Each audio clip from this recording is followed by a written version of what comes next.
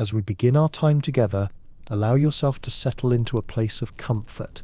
This journey is intended to be slow, restful, and gently educational. You may close your eyes or let them rest softly if you prefer. The words you'll hear are here to guide you, to carry you, and not to place demands on your attention. Some ideas may stay with you, others may flow by like drifting clouds. Either way, the experience itself is enough. Our focus tonight is on a remarkable and rare aspect of human biology. We will be exploring the anatomy and development of conjoined twins. This is a subject of science, of medicine, and also of quiet wonder about the ways life can form. There is no need to rush as we begin. We will go slowly, step by step, establishing a calm foundation before exploring more complex details later on. So let us start gently, with a simple question: what does it mean to be a twin? Twins occur when two individuals develop from the same pregnancy. In most cases, twins are either dizygotic, meaning they arise from two separate eggs, fertilized at the same time, or monozygotic, meaning they arise from one fertilized egg that later divides. Dizygotic, or fraternal twins, are as genetically similar as ordinary siblings, while monozygotic, or identical twins, share the same genetic information. It is from this second category, identical twinning, that conjoined twins can arise. In the usual course of development, when a single embryo forms, it undergoes a process of division into two. If this division happens early, the embryos develop as separate bodies. Take a moment to let that thought settle in. A single fertilized egg, which holds the instructions for one new human life, begins to divide and shape itself into two. But instead of separating fully, some parts remain linked. It is this unique balance between separation and connection that creates the phenomenon of conjoined twins. They are not simply one body, and not fully two. They exist in a spectrum between, a place where biology has taken an unusual and fascinating turn. We will be spending time across this long journey together, looking at anatomy, physiology, and medical perspectives. But to begin, the most important understanding is simple. Conjoined twins are the outcome of a natural process in identical twinning that did not complete its full separation. A unity remains where biology usually divides. The rarity of this phenomenon is striking. While twins themselves are not uncommon, conjoined twins occur only in approximately 1 in every 50,000 to 200,000 births, and of those, not all survive. The scarcity gives these cases a kind of weight in medical study. Each instance teaches us something about development, about adaptation, and about human resilience. But scarcity should not create mystery or unease. The biology of conjoining follows from principles we understand: cells dividing, tissues fusing or not fully separating, structures organizing in ways that usually result in one body, but occasionally allow two to share. It is variation, not impossibility. Nature explores many paths, and sometimes takes one less traveled. Let's pause here and restate gently what we now know. Most twins come from either two eggs or one egg that divides. When one egg divides only partially, conjoined twins may result. They are, in every sense, two individuals with their own genetic blueprint, their own consciousness, and their own capacity to experience the world. Yet their physicality is intertwined, creating challenges, adaptations, and unique anatomical arrangements that we are here to understand. Now that we have oriented ourselves with this idea, we can begin to place it within a larger arc of human development. In the earliest days after fertilization, the embryo is a cluster of cells called a zygote, then a blastocyst, and soon a layered structure with specialized roles. In most twin pregnancies, it is during these delicate days that division takes place. If the split is early, you have two separate sets of developmental instructions unfolding. If late, the pathways are intertwined, and if the process halts partway, conjoined twins emerge as a rare possibility.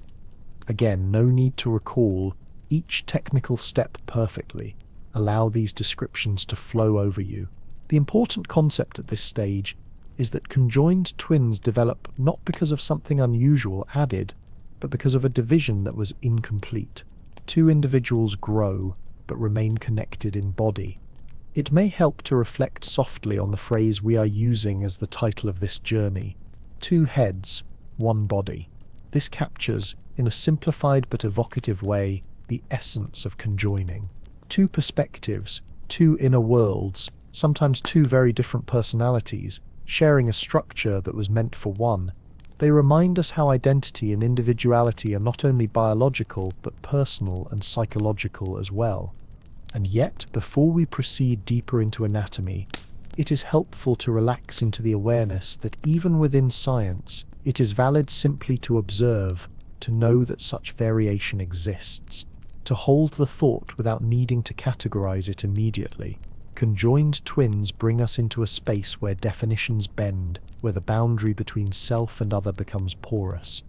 This introduction is our quiet entryway. From here, our exploration will gradually expand. We will move through the details of early embryology.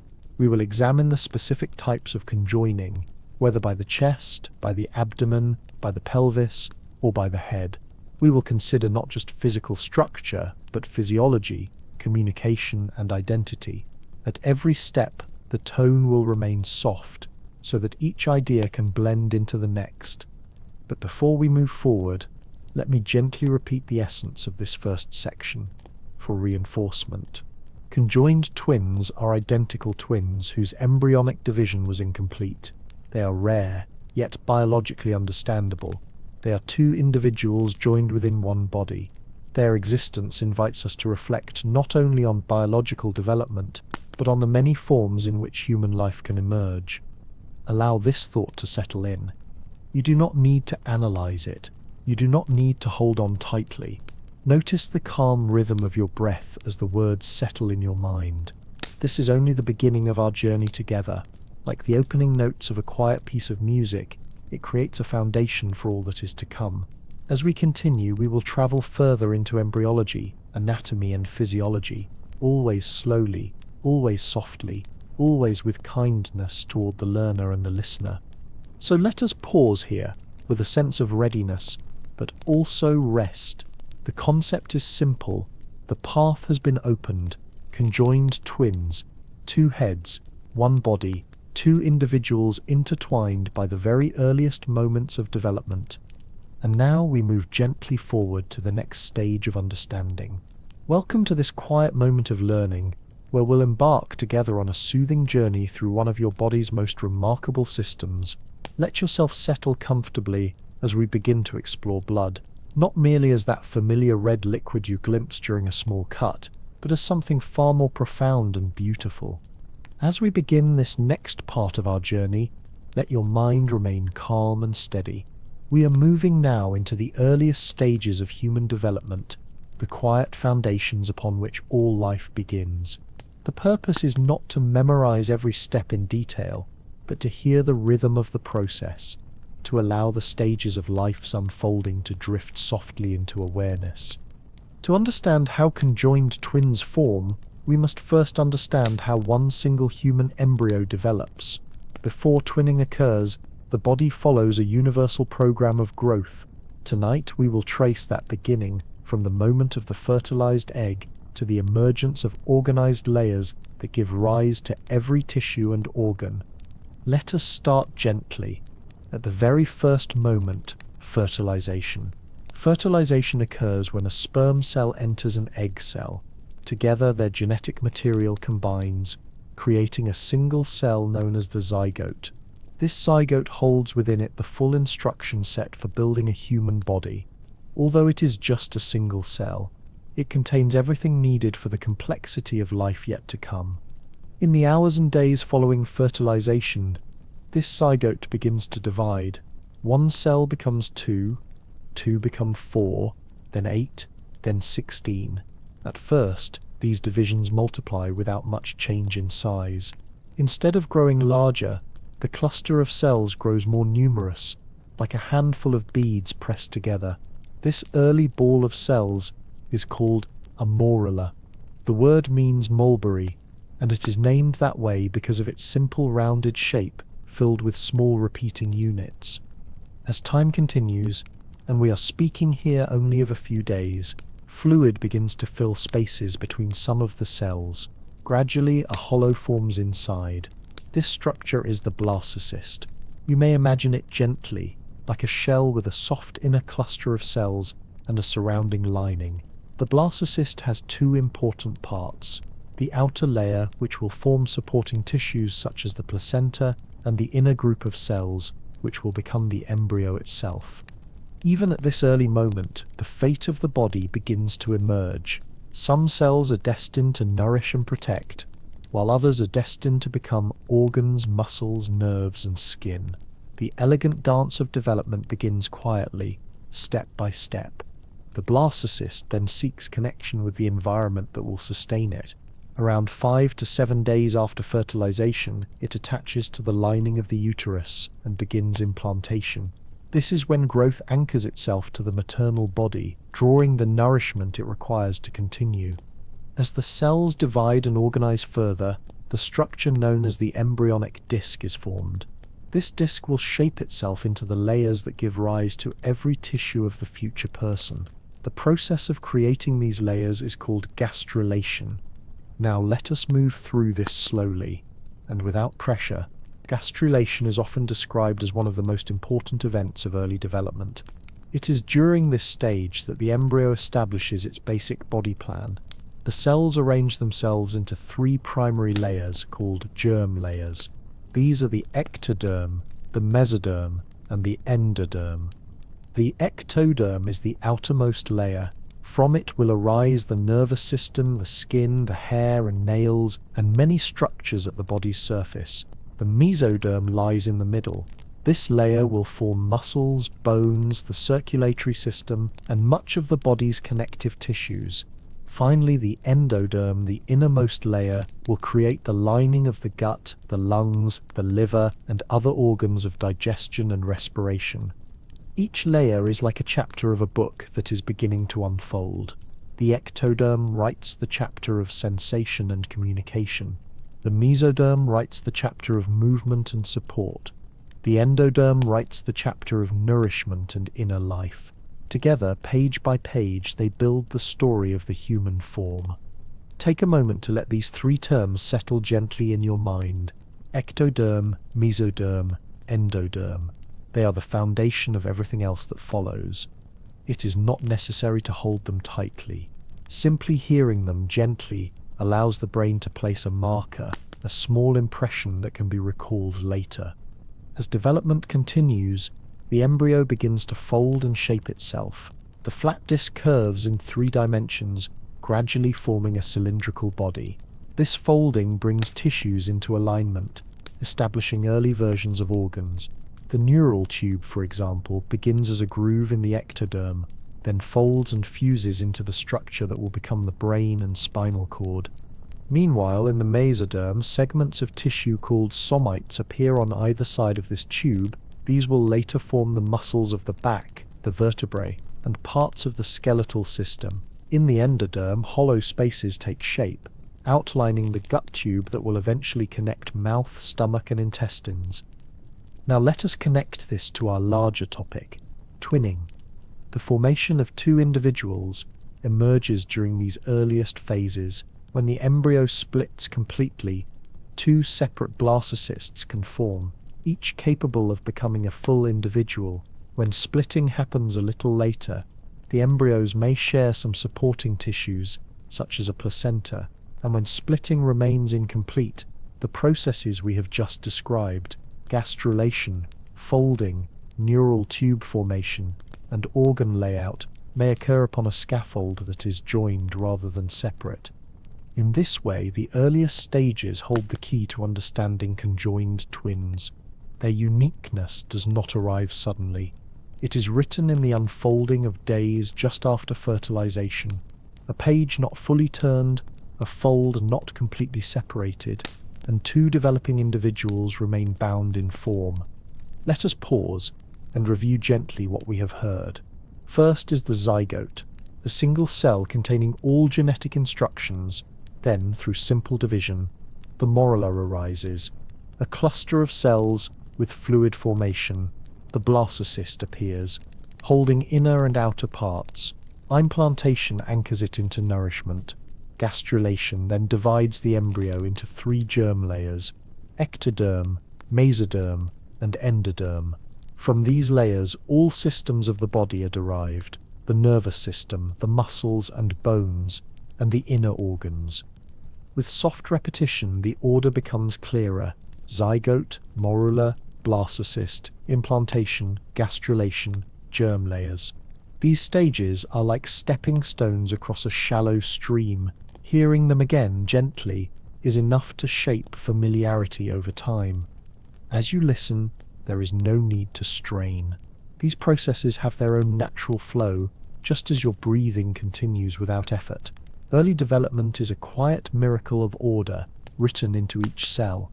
And now, as we ease toward the close of this section, notice how all of these steps establish the groundwork for the unique variations of twinning.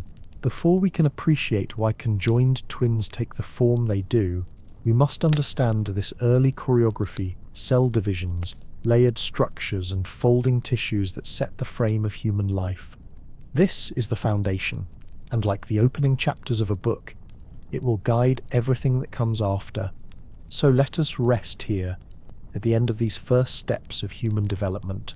The embryo has formed layers, folded, and begun to shape a body.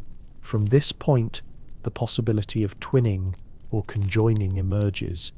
The lesson is simple: all complex forms begin with quiet, ordered beginnings. And with that thought held gently, we can now prepare to move forward into the next phase of our journey.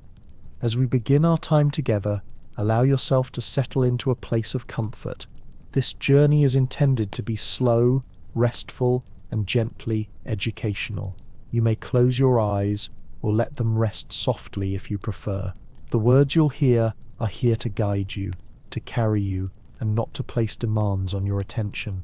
Some ideas may stay with you, others may flow by like drifting clouds. Either way, the experience itself is enough. Our focus tonight is on a remarkable and rare aspect of human biology. We will be exploring the anatomy and development of conjoined twins. This is a subject of science, of medicine, and also of quiet wonder about the ways life can form. There is no need to rush as we begin. We will go slowly, step by step, establishing a calm foundation before exploring more complex details later on. So let us start gently, with a simple question: what does it mean to be a twin? Twins occur when two individuals develop from the same pregnancy. In most cases, twins are either dizygotic, meaning they arise from two separate eggs fertilized at the same time, or monozygotic, meaning they arise from one fertilized egg that later divides. Dizygotic, or fraternal twins, are as genetically similar as ordinary siblings, while monozygotic, or identical twins, share the same genetic information. It is from this second category, identical twinning, that conjoined twins can arise. In the usual course of development, when a single embryo forms, it undergoes a process of division into two. If this division happens early, the embryos develop as separate bodies. If the division occurs later, the resulting twins may share certain supporting structures, such as the amniotic sac or the placenta, and in rare situations, when the process of dividing into two individuals is incomplete, the result is what we call conjoined twins. Take a moment to let that thought settle in. A single fertilized egg, which holds the instructions for one new human life, begins to divide and shape itself into two. But instead of separating fully, some parts remain linked. Two individuals emerge, two minds, two sets of consciousness, often with distinct personalities, yet physically connected in ways that are more than ordinary siblings could ever be. It is this unique balance between separation and connection that creates the phenomenon of conjoined twins. They are not simply one body and not fully two. They exist in a spectrum between, a place where biology has taken an unusual and fascinating turn. Now, as you listen, remember this: There is no need to memorize terminology or complex details right now. Let the rhythm of the words soothe you. Let ideas come and go. This is not an exam, nor a lecture you must master. It is simply an intimate exploration of how intricate and how varied development can be. We will be spending time across this long journey together, looking at anatomy, physiology, and medical perspectives. But to begin, the most important understanding is simple. Conjoined twins are the outcome of a natural process in identical twinning that did not complete its full separation. A unity remains where biology usually divides. The rarity of this phenomenon is striking.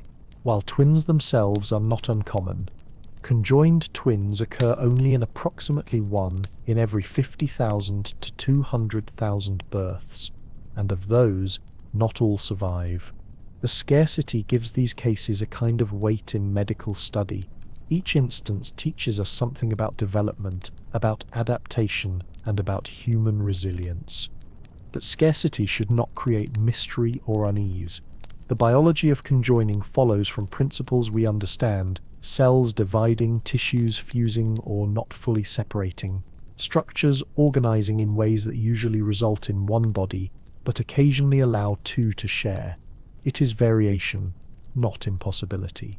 Nature explores many paths, and sometimes takes one less traveled. Let's pause here and restate gently what we now know. Most twins come from either 2 eggs or 1 egg that divides. When 1 egg divides only partially, conjoined twins may result. They are, in every sense, 2 individuals, with their own genetic blueprint, their own consciousness, and their own capacity to experience the world. Yet their physicality is intertwined, creating challenges, adaptations, and unique anatomical arrangements that we are here to understand. Now that we have oriented ourselves with this idea, we can begin to place it within a larger arc of human development. In the earliest days after fertilization, the embryo is a cluster of cells called a zygote, then a blastocyst, and soon a layered structure with specialized roles. In most twin pregnancies, it is during these delicate days that division takes place. If the split is early, you have 2 separate sets of developmental instructions unfolding.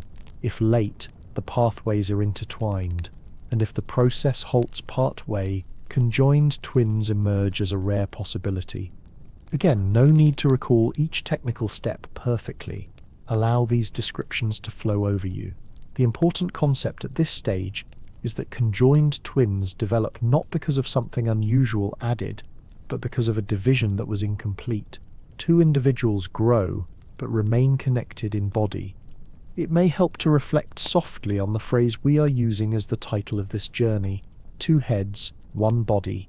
This captures, in a simplified but evocative way, the essence of conjoining. 2 perspectives, 2 inner worlds, sometimes 2 very different personalities, sharing a structure that was meant for one. They remind us how identity and individuality are not only biological but personal and psychological as well. And yet, before we proceed deeper into anatomy, it is helpful to relax into the awareness that even within science, it is valid simply to observe, to know that such variation exists, to hold the thought without needing to categorize it immediately. Conjoined twins bring us into a space where definitions bend, where the boundary between self and other becomes porous. This introduction is our quiet entryway. From here, our exploration will gradually expand. We will move through the details of early embryology. We will examine the specific types of conjoining, whether by the chest, by the abdomen, by the pelvis, or by the head. We will consider not just physical structure, but physiology, communication, and identity. At every step, the tone will remain soft, so that each idea can blend into the next.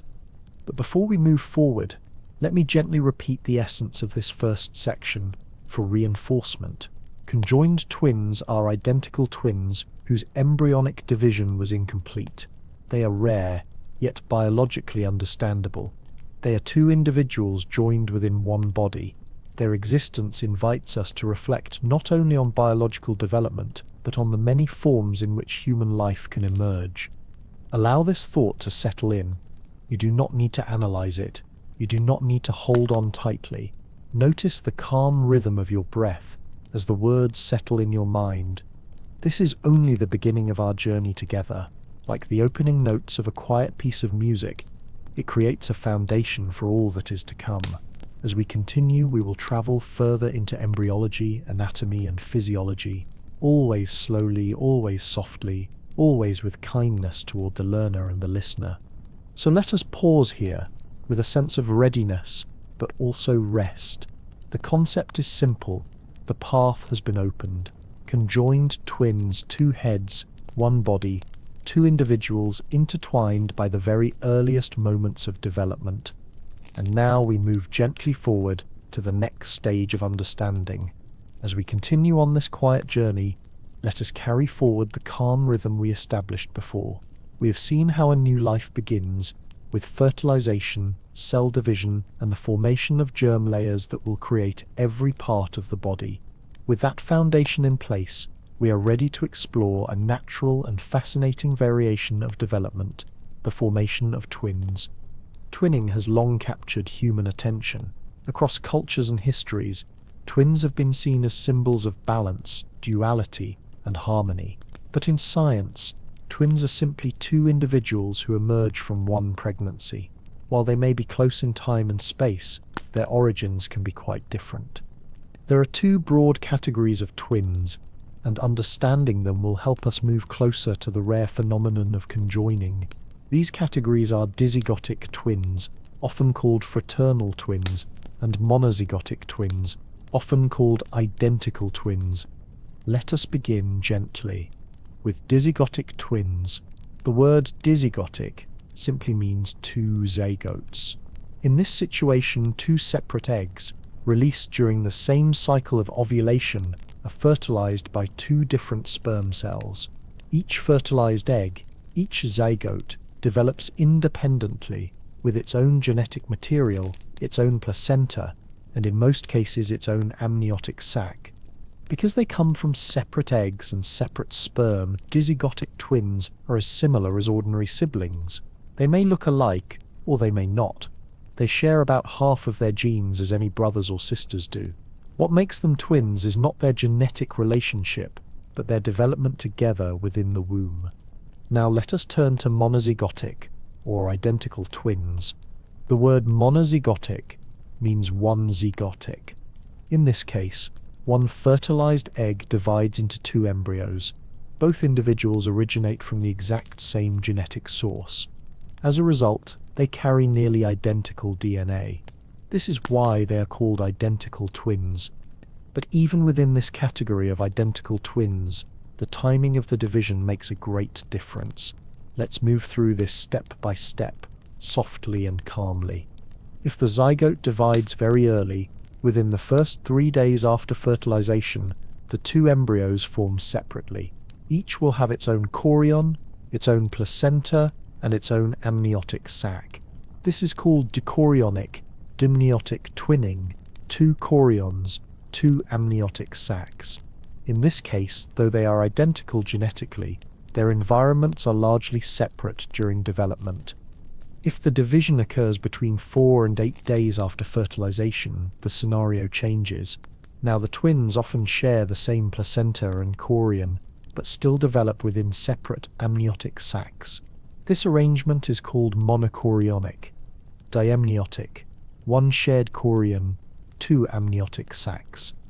If the division occurs a little later, between 8 and 13 days after fertilization, the twins may share not only the placenta and chorion, but also one amniotic sac.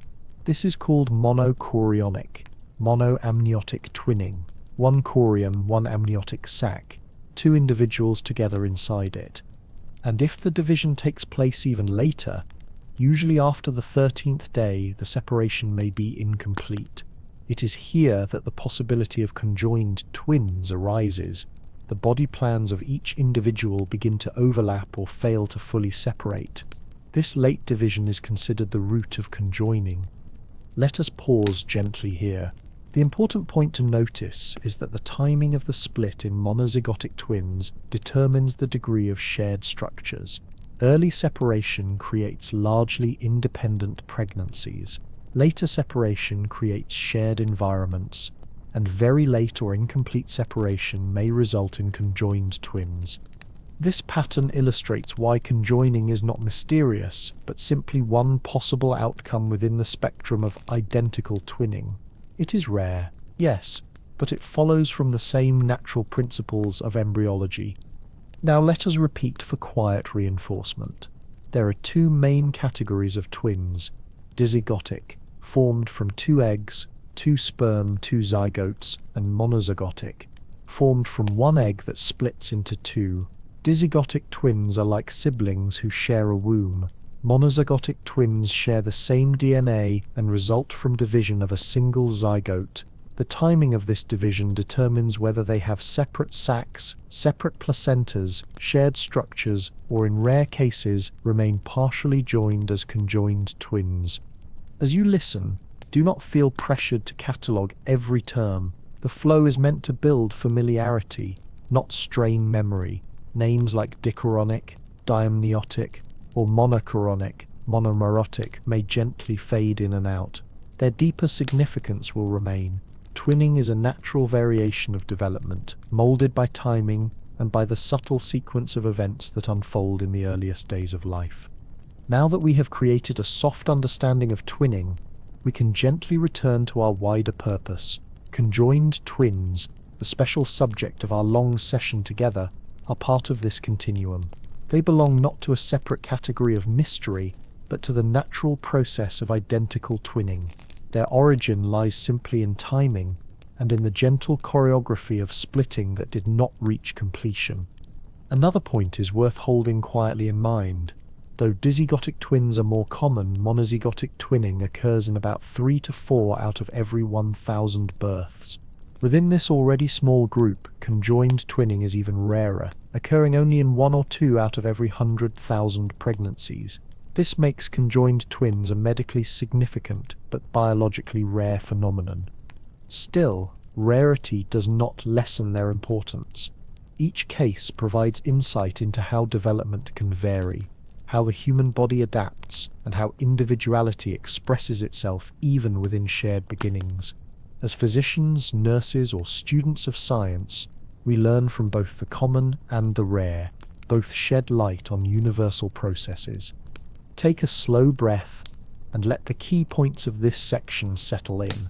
Twinning is a variation of development. It occurs in two main ways: dizygotic, from two fertilized eggs, and monozygotic, from one fertilized egg that divides. The timing of division guides the degree of separation or sharing between the twins, and in the rarest outcome, incomplete division creates conjoining.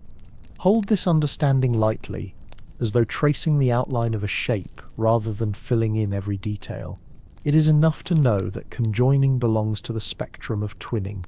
It is not apart from nature, but a low-frequency variation of it. As we move forward, our journey will turn to the specific moment of embryology, when conjoining arises, the period where divisions either succeed fully or halt partway. But for now, let us rest in the quiet clarity we have built. Twinning is a natural variation, one process, two possible pathways, fraternal twins, identical twins, and within them the possibility of shared lives and shared bodies. Now that this soft picture of twinning is drawn, we may in the next section look more closely at the embryological moment when pathways cross and when two beings remain one in form. With a final calm breath, we set this thought gently aside, ready to take the next step forward together. As we arrive at this next stage, let us continue with the same steady rhythm. We have seen how one fertilized egg divides into two, creating the possibility of identical twins. We have also seen how the timing of that division determines how much the twins will share, whether it be placentas, amniotic sacs, or in the rarest cases, parts of their bodies. Now we turn more closely toward the moment when twinning stops short of completion. This is the moment in which conjoined twins arise. The process is subtle, delicate, and still not entirely understood.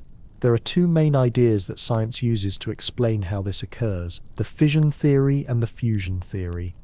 Let us move through them calmly, one step at a time. The fission theory proposes that conjoined twins result from an incomplete splitting of the embryonic disc. Recall that the embryonic disc is the flat, layered structure that forms after implantation and gastrulation, the seed of all body structures. In most identical twins, this disc fully divides into two separate, complete discs. Each one establishes its own body axis and grows into an individual. But in the case of conjoined twins, this division halts before completion. Two organizing centers are formed, but they remain linked, producing a shared developmental structure. In this view, conjoined twins are the result of a separation that was started but not finished. When we picture this idea, it is as if two outlines were drawn on the same canvas, overlapping along one border. Each outline continues to fill itself in, but where the borders met, they remain joined. The fusion theory, on the other hand, suggests a different mechanism. It holds that two embryonic discs form fully, as would occur with identical twins, but later in development, the two discs come into contact and physically fuse together. Because early tissues are so fluid and flexible, this fusion creates merged regions that persist as the body structures grow. Which of these explanations is correct? The truth is that no single answer is fully accepted. In some cases, fission seems to describe the process well. In others, fusion appears more likely. It may even be that both pathways are possible, depending on the conditions of development. For our quiet learning, what matters is not which mechanism prevails, but what they both signify. That in certain rare circumstances, the developmental program that usually yields two separate bodies instead results in two individuals who are physically joined, whether this arises from a split that does not finish or from two organisms that later reconnect. The outcome is the same: two beings, one continuous structure. Let us bring this into focus slowly. The critical timing for conjoined development is thought to be between 13 and 15 days after fertilization. Before this, earlier division almost always results in separate embryos. Later than this, the bodies are already taking shape, and separation cannot occur without overlap. And so in this narrow window of embryonic development, one of the rarest variations in human formation can arise. Now, to understand more deeply, let us recall some of the key structures forming at this stage. Around this 2-week mark, the primitive streak develops within the embryonic disc. The primitive streak is the line along which cells migrate, laying the groundwork for body axes, head and tail, left and right, front and back. Normally, when two primitive streaks form and separate fully, two embryos arise. But if the streaks form close together and remain connected, shared tissues will result. This is why many conjoined twins are joined in regular, predictable ways. Their connections mirror the early axes of the body. If two primitive streaks are close at the head end, the outcome may be craniopagus twins, joined at the skull. If they are close near the chest region, thoracopagus twins form, joined at the chest. If they overlap at the abdomen, omphalopagus twins may result. If positioned near the pelvis or lower back, ischiopagus or pygopagus twins may emerge. Once again, no memorization is needed. Just hear the rhythm of these forms: craniopagus, thoracopagus, omphalopagus, ischiopagus, connections at the head, chest, abdomen, pelvis, and lower back. These patterns echo the developmental maps of the embryonic disc. Take a slow breath as you let these ideas merge gently. There is symmetry and predictability here. The human body begins with simple axes, and when there is overlap, the points of conjoining mirror those same axes. Now let us think softly about the consequences of this embryological moment. Because the body plan is set early, the degree of joining established at this stage continues throughout development. If vital organs are shared, as in many thoracopagus twins with a single heart, the union cannot be undone without great complexity. If fewer structures are shared, as in some pygopagus twins, survival and even surgical separation may be more likely.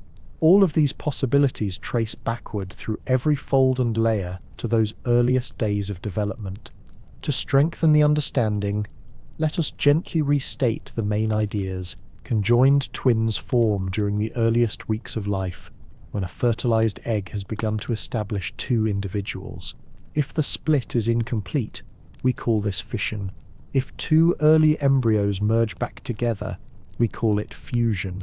The timing, usually about 2 weeks after fertilization, is critical. Resulting patterns of conjoining reflect the axes of the embryonic disc: head, chest, abdomen, pelvis. This is why we see recurring categories of twins, not random arrangements. Here, as before, there is no need for exact recall. It is enough to feel how early and how quietly these differences are created. What becomes strikingly visible in later life is built upon subtle shifts in the earliest moments of growth. And if you find these details drifting or fading, that is natural. Sleep learning relies on gentle exposure rather than conscious effort. In time, hearing terms like fission, fusion, and primitive streak will create familiarity. Understanding grows gradually, as repetition and calm rhythm lay down memory without strain. Now, as we lean toward the ending of this section, let's also acknowledge the mystery that still remains. Even with modern imaging, and even with laboratory studies of embryos, it is extremely difficult to observe these processes in real time. Much of our knowledge comes from medical records of conjoined twins themselves, and so we continue to learn from each case how they are formed, how they adapt, and what they reveal about the intricacy of human development. Here is the gentle truth. While we cannot watch every step unfold, we know enough to see the pattern. Conjoining is not accidental chaos. It is a rare but lawful variation within the rules of early growth. One last time, let us softly summarize. The embryological moment of fusion, or of incomplete separation, occurs about 2 weeks after fertilization. Two possible pathways exist: fission, where splitting halts, and fusion, where embryos rejoin. Either way, the result is two individuals joined within one continuous body plan. Their connections reflect early axes, creating recognizable patterns of chest, abdomen, head, or pelvic joining. This stage, quiet and hidden within the womb, is the foundation for everything that follows in the study of conjoined twins. Rest here for a moment in the simplicity of that thought. Variations may be complex, words may be technical, but the concept is gentle. Where division is unfinished, union remains. With that, we have arrived quietly at the threshold of the next step. Now that we understand how conjoining arises, we can move forward to explore the many types of conjoined twins more fully, an anatomy of shared forms, each one shaped by this embryological beginning. Calmly, patiently, we prepare to move on. As we continue on this quiet journey, we now expand our focus from the embryological cause of conjoining to the anatomical patterns that result. Remember, in the last section, we explored how incomplete division or fusion of the embryonic disc can lead to two individuals developing with portions of their bodies shared. The location of that joining depends upon where, in the early axis of the embryo, the overlap occurred. The outcome of this variation is not random. Rather, there are recognizable and recurring kinds of conjoined twins, each classified according to the region of their body that is joined. By moving calmly through each form, we can build a soft map of the possibilities. It may help to think of the developing body as having major regions: the head, the chest, the abdomen, the pelvis, and the lower back. Over time, scientists and physicians have observed that most conjoining falls into these areas. The names we use to describe them come from Greek roots, pointing to the site of the joining. Let us begin gently at the head. Craniopagus twins are those joined at the skull. This type is among the rarest, representing only about 2% of conjoined twin cases. The connection may occur at the back, front, or top of the head. In some instances, the twins share portions of the brain and its protective coverings. In other cases, the union is external, involving only the bones of the skull. Because the brain is a delicate and complex organ, craniopagus twins usually face profound medical challenges. Yet even within this form there is variation. The amount of shared tissue can differ widely, shaping whether separation surgery is possible or not. Next, let us move downward to the chest. Thoracopagus twins are joined at the chest. This is the most common type, accounting for about 1/3 to almost 1/2 of all conjoined twins. When the union involves the chest, the heart is often shared. This makes thoracopagus twins among the most complex surgically, since the heart cannot easily be divided or recreated. At times, the lungs, liver, or portions of the digestive tract are also shared. Because the chest contains vital circulatory and respiratory organs, thoracopagus twins highlight the close relationship between anatomy and survival. Their lives are deeply shaped by how much of these internal systems they share. Just below the chest lies the abdomen, and here we find another primary variation.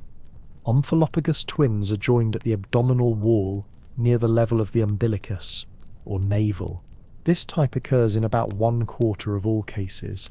Unlike thoracopagus twins, omphalophagus pairs usually do not share a heart. Often their most significant shared organ is the liver, which, thanks to its remarkable regenerative qualities, can sometimes be divided during surgery. Other abdominal structures, such as segments of the gastrointestinal tract, may also be shared. Because the liver is frequent in this type of conjoining, physicians often pay particular attention to its blood vessels and regenerative potential. For many omphalophagus twins, surgical separation may be more possible than with thoracopagus twins. We move still farther downward into the pelvis. Ischiopagus twins are joined at the pelvis, usually face to face. Their bodies may extend sideways from the pelvic joining, creating an L or T-shaped configuration. Depending on the degree of fusion, they may share portions of the gastrointestinal tract, the lower urinary system, and reproductive organs. The pelvis, being a load-bearing structure, also presents challenges for mobility. Some ischiopagus twins have been noted to walk with coordination, but always in mutual rhythm. This type accounts for a smaller percentage of cases, but provides striking insight into how shared skeletal and pelvic structures function. Closely related are pygopagus twins. These are joined at the sacrum, the triangular bone of the lower back, near the base of the spine. They often face away from one another. Pygopagus twins may share portions of the spinal cord, the rectum and pelvic muscles. They account for about 1/5 of cases. Importantly, because their major internal organs are usually separate, pygopagus twins have, in some cases, experienced successful surgical separation. As with other forms, the precise pattern of shared tissues varies, influencing outcomes. There are also less common, highly complex patterns. Parapagus twins are joined side by side with 2 heads but a largely shared torso. Sometimes 2 arms are present, and sometimes 4. Internal organs may be doubled or shared depending on the extent of fusion. Though rarer than thoracopagus or pygopagus twins, parapagus conjoining demonstrates how broad the spectrum can be, extending beyond simple head, chest, or pelvis joining. Another rare form is cephalopagus, where twins are joined at the head and upper body, with faces turned in opposite directions. These combinations are often medically unstable, as key regions of the brain and upper organs overlap. Adding further variation are dicephalous twins, meaning 2 heads. In these cases, one torso supports 2 heads, often with shared lower organs. Even though identities are clearly separate in their heads and nervous systems, the body itself remains unified below. By now you may notice a pattern. Each of these types reflects one of the same body axes we introduced earlier: the head, the chest, the abdomen, the pelvis, the lower back. Conjoining is not scattered randomly. It follows the organization of development, repeating itself in ways medicine has learned to classify. Let us pause here to gently reinforce these categories. The commonest types are thoracopagus at the chest and omphalophagus at the abdomen.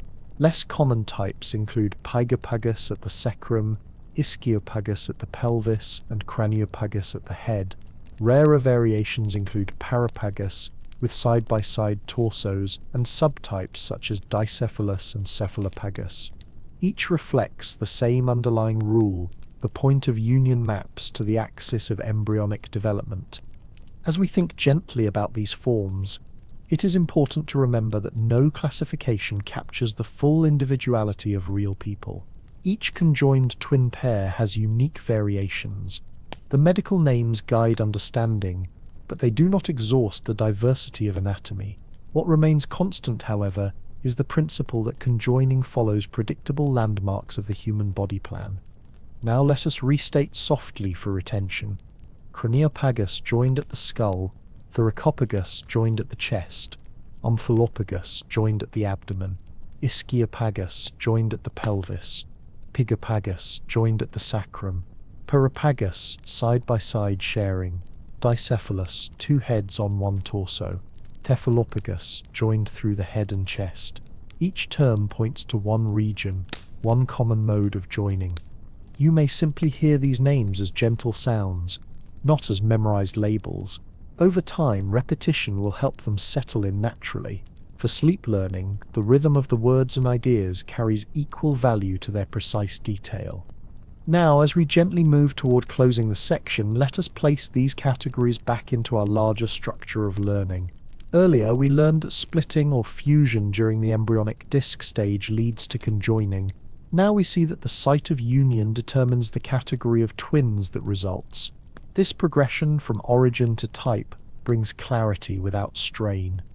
Conjoined twins are not defined by randomness, but by repeating anatomical possibilities. Medicine has studied these carefully, classifying them not to reduce their humanity, but to better understand their conditions, provide care, where possible, offer interventions. In summary, the types of conjoined twins reflect the predictable points along the body where union may occur. These types include the common thoracopagus and omphalopagus, the less common ischiopagus, pygopagus, and craniopagus, and the rare parapagus, dicephalus, and cephalopagus. Each form is both a unique human story and a reflection of developmental patterns established in the earliest weeks of life. Let that thought settle quietly.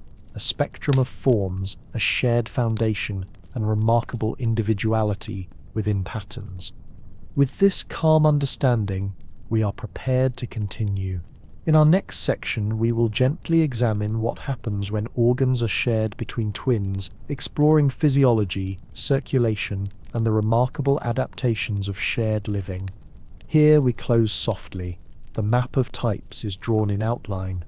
The journey ahead will take us into the structures within these unions. Slowly, gently, we move onward. As we settle further into our journey, let us quietly recall where we are. We began with the early foundations of development. We traced how twinning occurs, and how occasionally division remains incomplete, resulting in conjoined twins.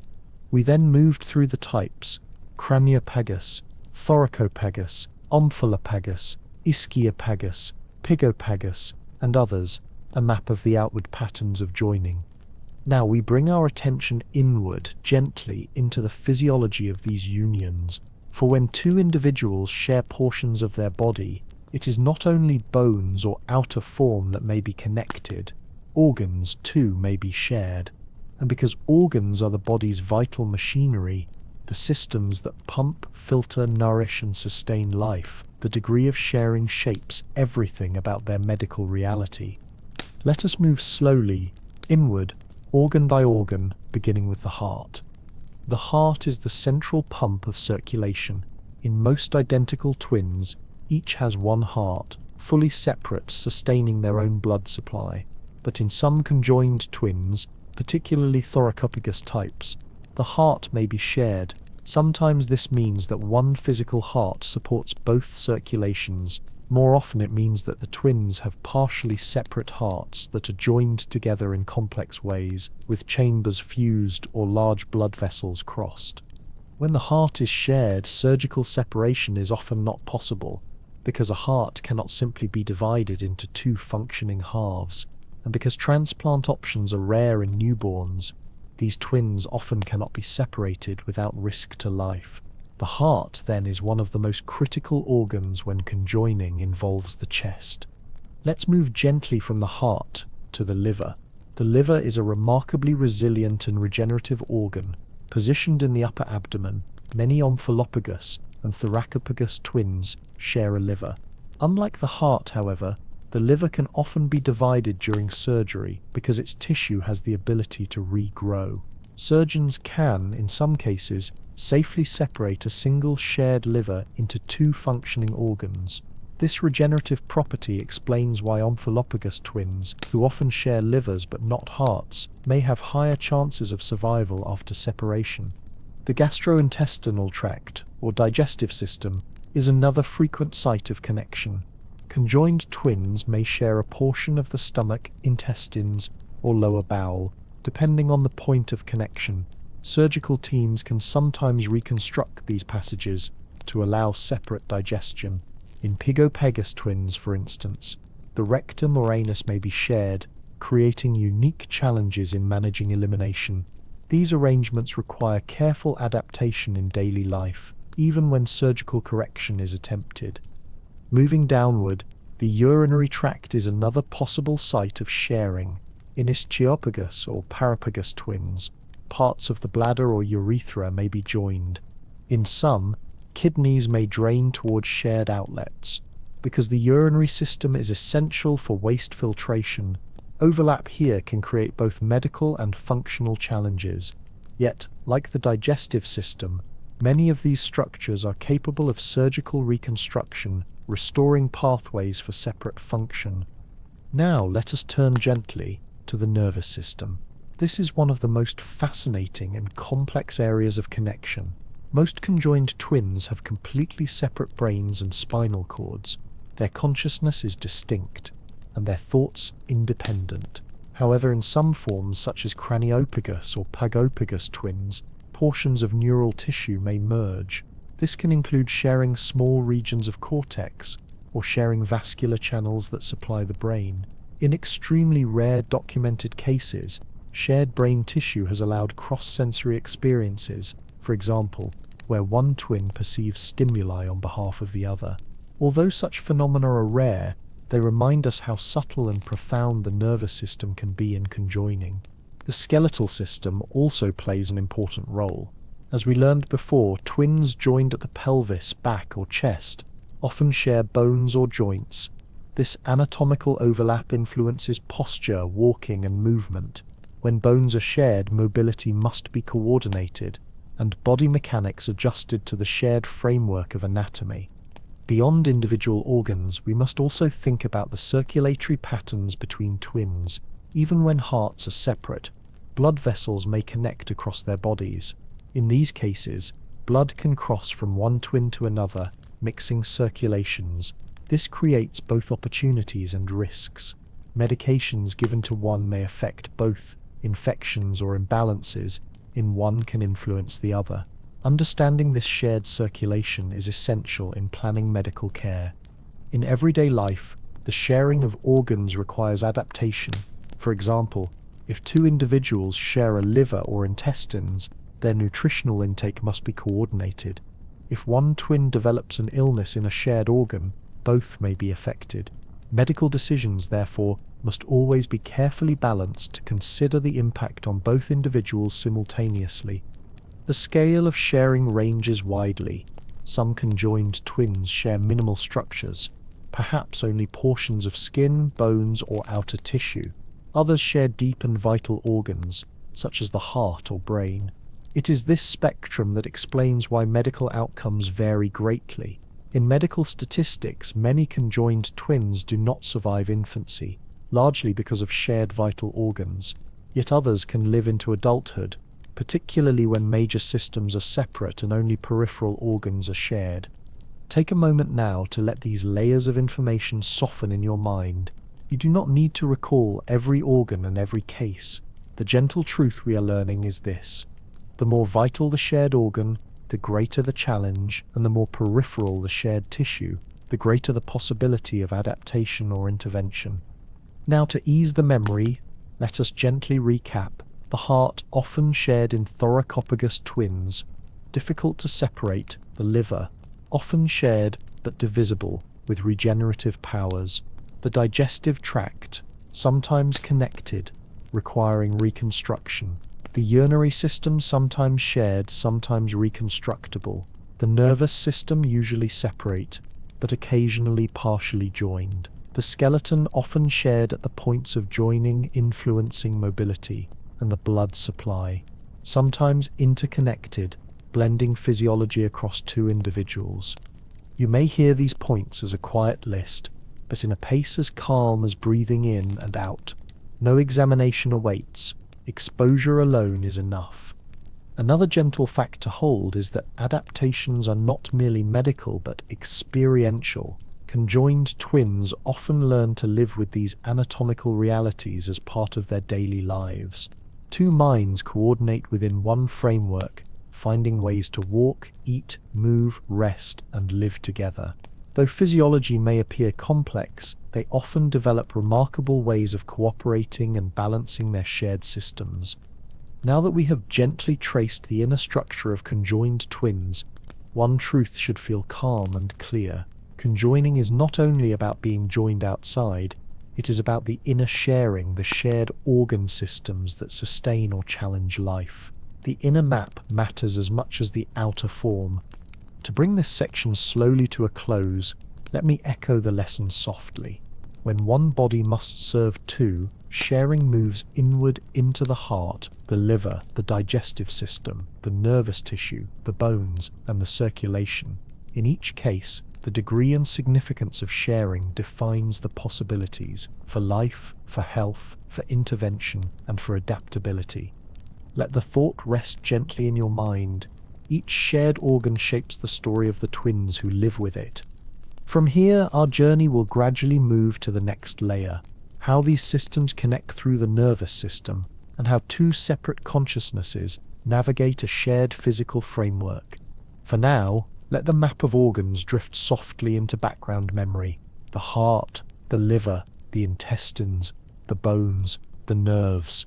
Each a quiet reminder of how life finds many patterns, even within one body, serving two minds. We pause here, ready to move ahead with steady calm. As we continue gently forward, we come now to one of the most profound questions about conjoined twins. How do two nervous systems exist within a shared body? The nervous system, as you know, is the network of nerves, spinal cord, and brain that receives information, processes it, and generates response. It is the most personal of systems, for it is here that thought, perception, and identity arise. In almost all cases of conjoined twins, the brains are entirely separate. This means that conjoined twins are not one person with two bodies, but two distinct individuals, each with their own awareness, their own choices, and their own experiences of life. Yet, because their bodies are linked, there can sometimes be unusual connections within their nervous systems, and it is these connections that create unique physiological experiences. Let us begin gently with the general rule.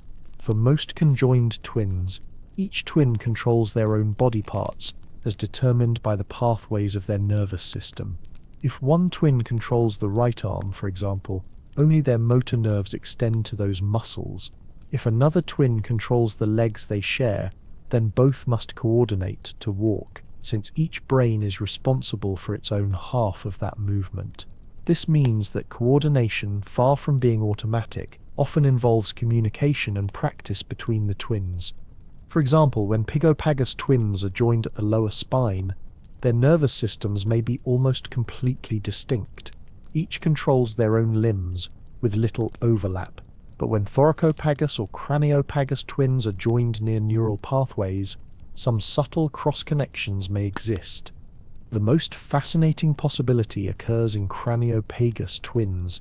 In these rare cases, when the join is at the skull, portions of the brain coverings, blood vessels, or even small sections of neural tissue may overlap. Though extremely rare, scientific reports suggest that when this occurs, one twin may sometimes be aware of sensations from the other's body. Imagine one feeling the touch, while the other also perceives it faintly, or one hearing a sound, and the other perceiving a trace of that same input. Although such cases are rare, they remind us how interconnected the brain and sensory systems can be when even partial sharing exists. Now let us think slowly about sensation and perception. For most conjoined twins, sensation is distinct. Each nervous system governs its own skin, its own muscles, its own organs. When you touch one twin's arm, the neurons carrying that touch belong only to them. But in some shared regions, particularly near the torso or pelvis, nerves may cross. This means that a touch on skin that appears shared may in fact be felt by both, though often in differing degrees. In everyday life, this creates unique experiences of body ownership. Each twin knows firmly which parts of the body are theirs to control, and which are not, but in shared regions, awareness may be more diffuse, requiring cooperation and communication. This reinforces the truth that individuality and identity are strong, even when body structures overlap. Let us shift next to motor control. Movement requires the brain to send signals through motor neurons, activating muscles. In conjoined twins, this principle still applies, but with distribution depending on anatomy. For example, in dicephalous twins, twins with two heads but one torso, each brain usually controls the arm and leg on its own side. To walk, both must step in rhythm, each moving their own limbs, but coordinating as one. Over time, conjoined twins often become highly skilled in this joint coordination. What begins as challenge becomes learned habit, allowing them to move with surprising smoothness. The autonomic nervous system, the part that controls involuntary functions like heartbeat, digestion, and breathing, usually remains distinct for each individual. Even if lungs or circulation are shared, the signals that regulate breathing or digestion often originate separately. This means each twin retains their own internal rhythms, though sometimes they must align them. For example, when sharing a diaphragm or chest wall, some twins must synchronize breathing in order to remain comfortable. This is not controlled by one brain alone, but by mutual adjustment.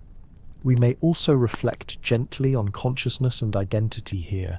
Despite shared physicality, studies and interviews with conjoined twins emphasize that each has a clear, separate sense of self. Their nervous systems define and protect this individuality. Even when brain regions touch or share, their thoughts remain their own. Their uniqueness of personality, memory, and decision is not diminished by physical union. Two brains mean two inner worlds. Now let us softly restate the main points. To ease retention, in almost every case, the nervous systems of conjoined twins remain separate, so that each individual has their own brain, spinal cord, and nerves. They control their own body regions and work together where overlap requires shared coordination. In rare cases, especially with craniopagous twins, small neurological connections may lead to partial sharing of sensation or perception, but throughout, consciousness remains distinct, individuality preserved. The nervous system then demonstrates both connection and separation. It is shared only in exceptional cases, but even when physical connections exist, identity itself is always separate. Two nervous systems, two minds, housed within overlapping bodies. Finally, let us close this section in the same quiet tone with which it began. The nervous system, sensitive, intricate, and deeply personal, reminds us that conjoined twins are always two individuals. Their thoughts remain their own, their awareness unique, their control specific to their own nervous system. Where sharing occurs, it adds complexity, sometimes sensation, but never removes distinct personhood. Let the gentle conclusion settle: two nervous systems joined by anatomy, separated by consciousness, always individual at the level of the mind. With this understanding in place, we will move, in our next section, to consider how the circulatory system may intertwine, how two bodies share blood, vessels, and vital flow. For now, allow this thought to rest in your awareness: two nervous systems coexisting, communicating, and navigating together. As we continue gently along our path, let us now turn to the quiet rhythm of circulation.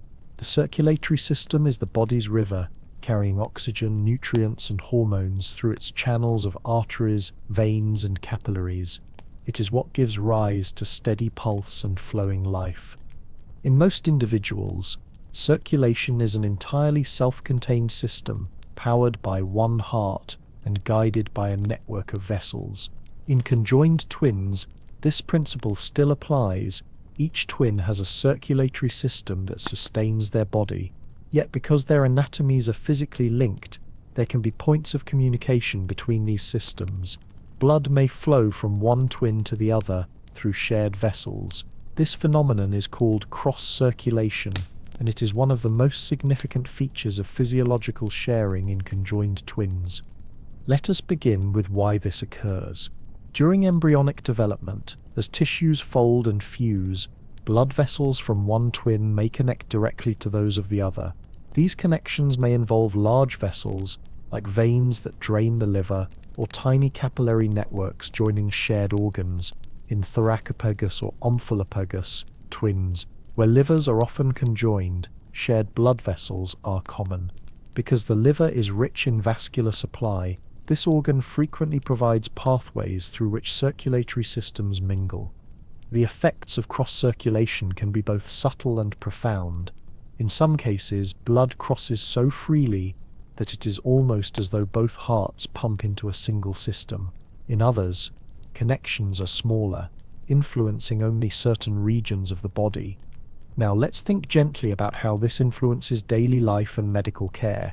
If one twin is given a medication, and their bloodstream connects with the other, the drug may pass into both systems. This means physicians must always treat conjoined twins with the awareness that a dose for one may affect both. Similarly, if one twin develops an infection in their bloodstream or a difference in blood sugar, these may be shared with the other through circulatory links. Cross-circulation also affects surgery. When surgeons plan a separation, one of the most vital steps is to map out the blood vessels with imaging studies, so they know exactly how blood drains and flows. If one twin receives more blood than the other, a phenomenon called hemodynamic imbalance, careful planning is required to avoid causing harm during surgery or afterward. Another point to consider is blood type. Though identical twins share identical DNA, rare variations can affect expression of blood group antigens. Medical teams must confirm compatibility when transfusions are needed, and circulatory intertwining makes this even more important. Let's pause softly here to reinforce the picture. In circulation, sharing occurs when blood vessels of two twins connect. The most common site of this is the liver, but other organs too can provide links. Through these channels, blood passes between them, carrying not only oxygen and nutrients, but also medications, hormones, and sometimes illness. For medicine, this creates challenges but also opportunities for deep learning about physiology. Now let's turn more gently to the heart's role in this system. Some conjoined twins may share a single heart, while others have hearts that are physically distinct but linked by cross-circulation. When two hearts pump into a partially shared vascular system, balance is required. If one heart pumps more strongly, it may strain the other. Over time, medical teams may see differences in blood pressure or flow between the two individuals.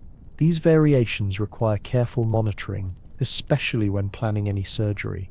Interestingly, in daily life, conjoined twins often adapt unconsciously to one another's circulatory rhythms. Just as individuals can live with one kidney or adjust after organ donation, shared circulation becomes their natural baseline.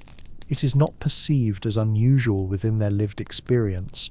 This reminds us again that while medicine describes these adaptations in technical terms, for the individuals themselves, it is simply part of how their body works. When we think of blood as the medium of life, circulation in conjoined twins highlights the extraordinary adaptability of biology. Two individuals with distinct nervous systems and separate minds may nonetheless exchange blood through their shared body. It is a physical interconnection that makes their physiology inseparable even while their identities remain distinct. Now let us softly restate the key lessons, like a gentle refrain. Conjoined twins usually have separate circulatory systems, but where organs are shared, connections may form. This is most often seen in the liver, but can occur elsewhere. Through these channels, blood, medication, and illness can pass between twins. Mapping these vessels is essential for medical care and surgical planning. Two hearts, if present, may need to balance their activity within shared systems, and throughout, the lived experience of the twins themselves adapts to this natural physiology. Approach this knowledge without pressure. Let it settle gently in your thoughts. It does not need to be recalled with exactness, but can be understood in rhythm, circulation shared, medicine shared, life shared. As we prepare to close this section, reflect on the image of the bloodstream as a quiet river flowing through two lands, touching both, sustaining both, and sometimes crossing from one to the other. This crossing is at the very heart of circulatory intertwining. In our next steps, we will turn to movement and coordination, exploring how muscles, bones, and nervous pathways cooperate when two minds guide one shared frame. For now, let the memory rest softly. In the circulatory system of conjoined twins, lives are linked not only by structure, but by flow. One body's bloodstream may nourish both, weaving a physiology of connection within individuality. Calmly, gently, we end here. As we continue gently through our exploration, we now shift from the inner systems of blood and organs to the outer world of movement. For motion is the way the body expresses itself in space, reaching, turning, walking, and performing the countless small gestures of daily life. For conjoined twins, movement carries its own unique physiology, reflecting both the independence of two nervous systems and the shared framework of one body. To begin calmly, let us recall that in almost every pair of conjoined twins, each individual retains separate nervous control of particular muscles. This means that movement is not guided by a single unified command, but by two brains, two sets of motor neurons, each linked to only part of the shared body. As a result, motion requires cooperation, communication, and practiced coordination. Let us consider walking, one of the most studied actions in conjoined twins.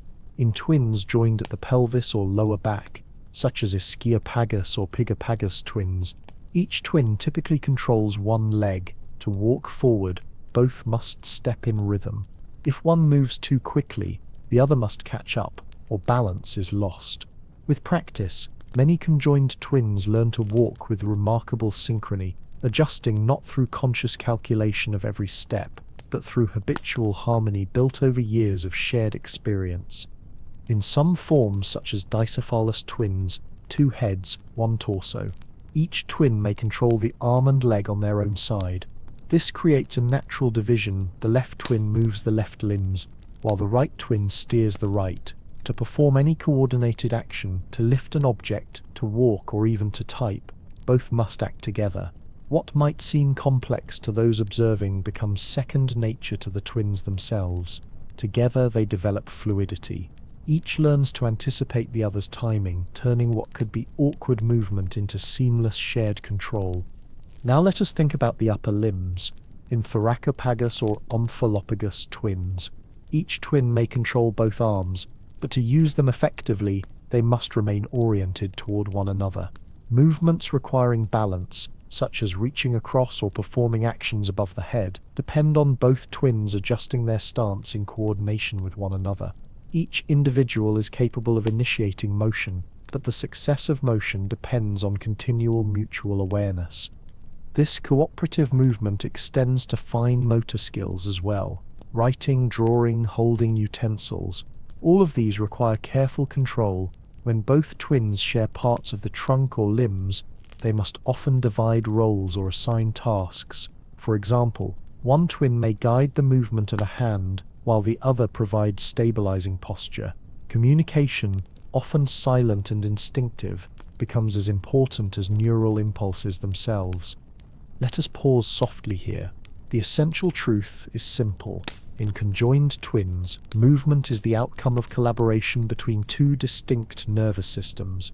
Each controls its own territory, and together they form a kind of duet. This duet is learned across years, just as any child practices coordination of their own limbs. The difference here is that each half belongs to a different mind, and so learning to move is not only physiological, but also interpersonal. Another fascinating consideration is balance and posture. The musculoskeletal system relies on coordination between head, spine, and legs to keep equilibrium. For twins joined side by side, or at the pelvis, weight must be distributed evenly. They often develop unique postures to maintain stability, leaning slightly inward or outward depending on their anatomy. The vestibular system of each individual, the sense of balance located in the inner ear, must adjust continually to shared movement. Through time, their nervous systems adapt, creating patterns of balance that feel natural to them, even if unusual to observers. Now let us consider the respiratory system and its role in movement. For twins who share a chest or diaphragm, the rhythm of breathing may influence coordination. Shared musculature may necessitate synchronized inhalation and exhalation to allow smooth walking and movement. This synchronization often becomes automatic, as breathing rhythms align naturally with shared muscular mechanics.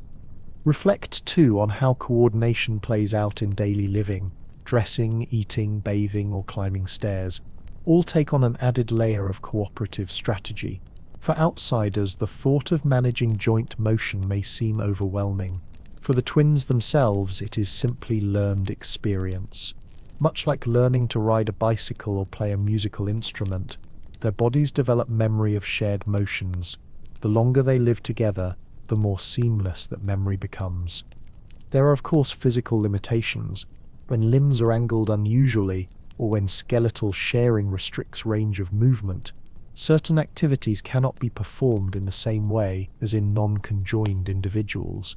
Adaptive techniques develop. For example, some may use wheelchairs for long-distance mobility rather than prolonged walking. Others may divide tasks of holding and reaching between them. These adaptations highlight not only the physiology of shared bodies, but also the ingenuity of human cooperation. Let us gently summarize to reinforce the main points. In conjoined twins, movement is shared between two nervous systems, each controlling particular limbs or muscles. Walking often requires coordination, with each twin moving one leg or one side of the body. Upper limb actions require collaboration and mutual awareness. Fine motor skills may be divided or coordinated jointly. Balance and posture rely on constant adjustment to shared anatomy, and breathing rhythms may align to support shared movements. Through practice and adaptation, twins achieve smooth coordination in ways unique to their shared physiology. Another gentle reflection arises here. Motion in conjoined twins is as much about communication as it is about the nervous system. Words, gestures, and above all, mutual awareness are woven into every step. What seems extraordinary becomes ordinary for them, a daily rhythm of two minds guiding one shared frame. Now allow this knowledge to drift softly into calm memory. You do not need to picture every detail of posture or every form of locomotion. Simply hold on to the truth that movement in this context is partnership. Two nervous systems cooperate, each contributing, each adapting, until movement flows as naturally as walking alone feels for others. To close this section, let us return to a slow image. Two individuals, joined in one structure, moving together with practiced ease, each aware of the other, each anticipating, each contributing to one continuous rhythm. In this tranquility of motion, physiology and relationship merge, showing us once more how adaptable human life can be. And with this calm understanding, we are ready to continue. In our next section, we will turn from motion to growth and development, examining how shared anatomy affects childhood, maturation, and bodily change across time. For now, rest with the thought that movement, though complex, finds its own rhythm, coordination becomes learned harmony, and two minds move as one body. As we continue in this calm rhythm, let us turn now from the moment-to-moment coordination of movement to the slower unfolding of life across time, the story of growth and development. Growth is, in many ways, an invisible process, quietly shaping bones, muscles, and organs day after day. For conjoined twins, this natural process continues. but it does so along the special pathways defined by their shared anatomy. To begin softly, let us recall what growth means, from infancy through adolescence. The body is not merely enlarging in size, but also changing in proportion. Bones lengthen, muscles strengthen, organs mature, and hormonal systems guide transitions like puberty. In conjoined twins, these processes occur as they would in any other child, but because two individuals share one frame, the results can be more uneven, requiring unique adaptation. Let us start with the skeletal system. Bones grow through special areas called growth plates, or epiphyseal plates, which add new tissue at the ends of long bones. In conjoined twins, depending on where they are joined, these growth processes may proceed symmetrically or asymmetrically. For example, in twins joined at the pelvis, one twin may grow taller than the other, though their pelvis remains joined. This can create shifts in posture, gait, or balance. Growth must therefore be carefully monitored, not to interfere with natural patterns, but to anticipate areas that may need medical support. Next, let us consider the musculature. Muscles grow through both lengthening and strengthening. In shared bodies, muscles must adapt to coordinated activity. If one twin uses a limb more often, those muscles may grow stronger, while the corresponding muscles of the other may lag behind. However, because most movement in conjoined twins requires cooperation, muscles often strengthen together, guided by mutual effort. Over childhood, many pairs establish balanced rhythms that support healthy muscular development, though differences can still arise. Moving inward, the organs grow in size and function just as in any individual, but when organs are shared, as with the liver, portions of the intestine or the bladder, growth must support both individuals. This raises unique considerations.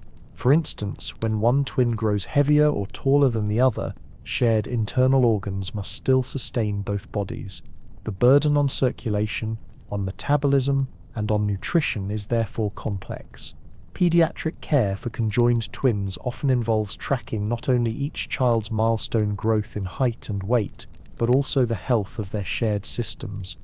Nutrition itself is a central factor, because the digestive tract, liver or pancreas may be partly shared.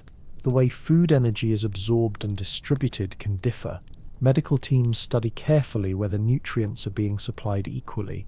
In some twins, one may gain more weight, while the other gains less, despite equal intake.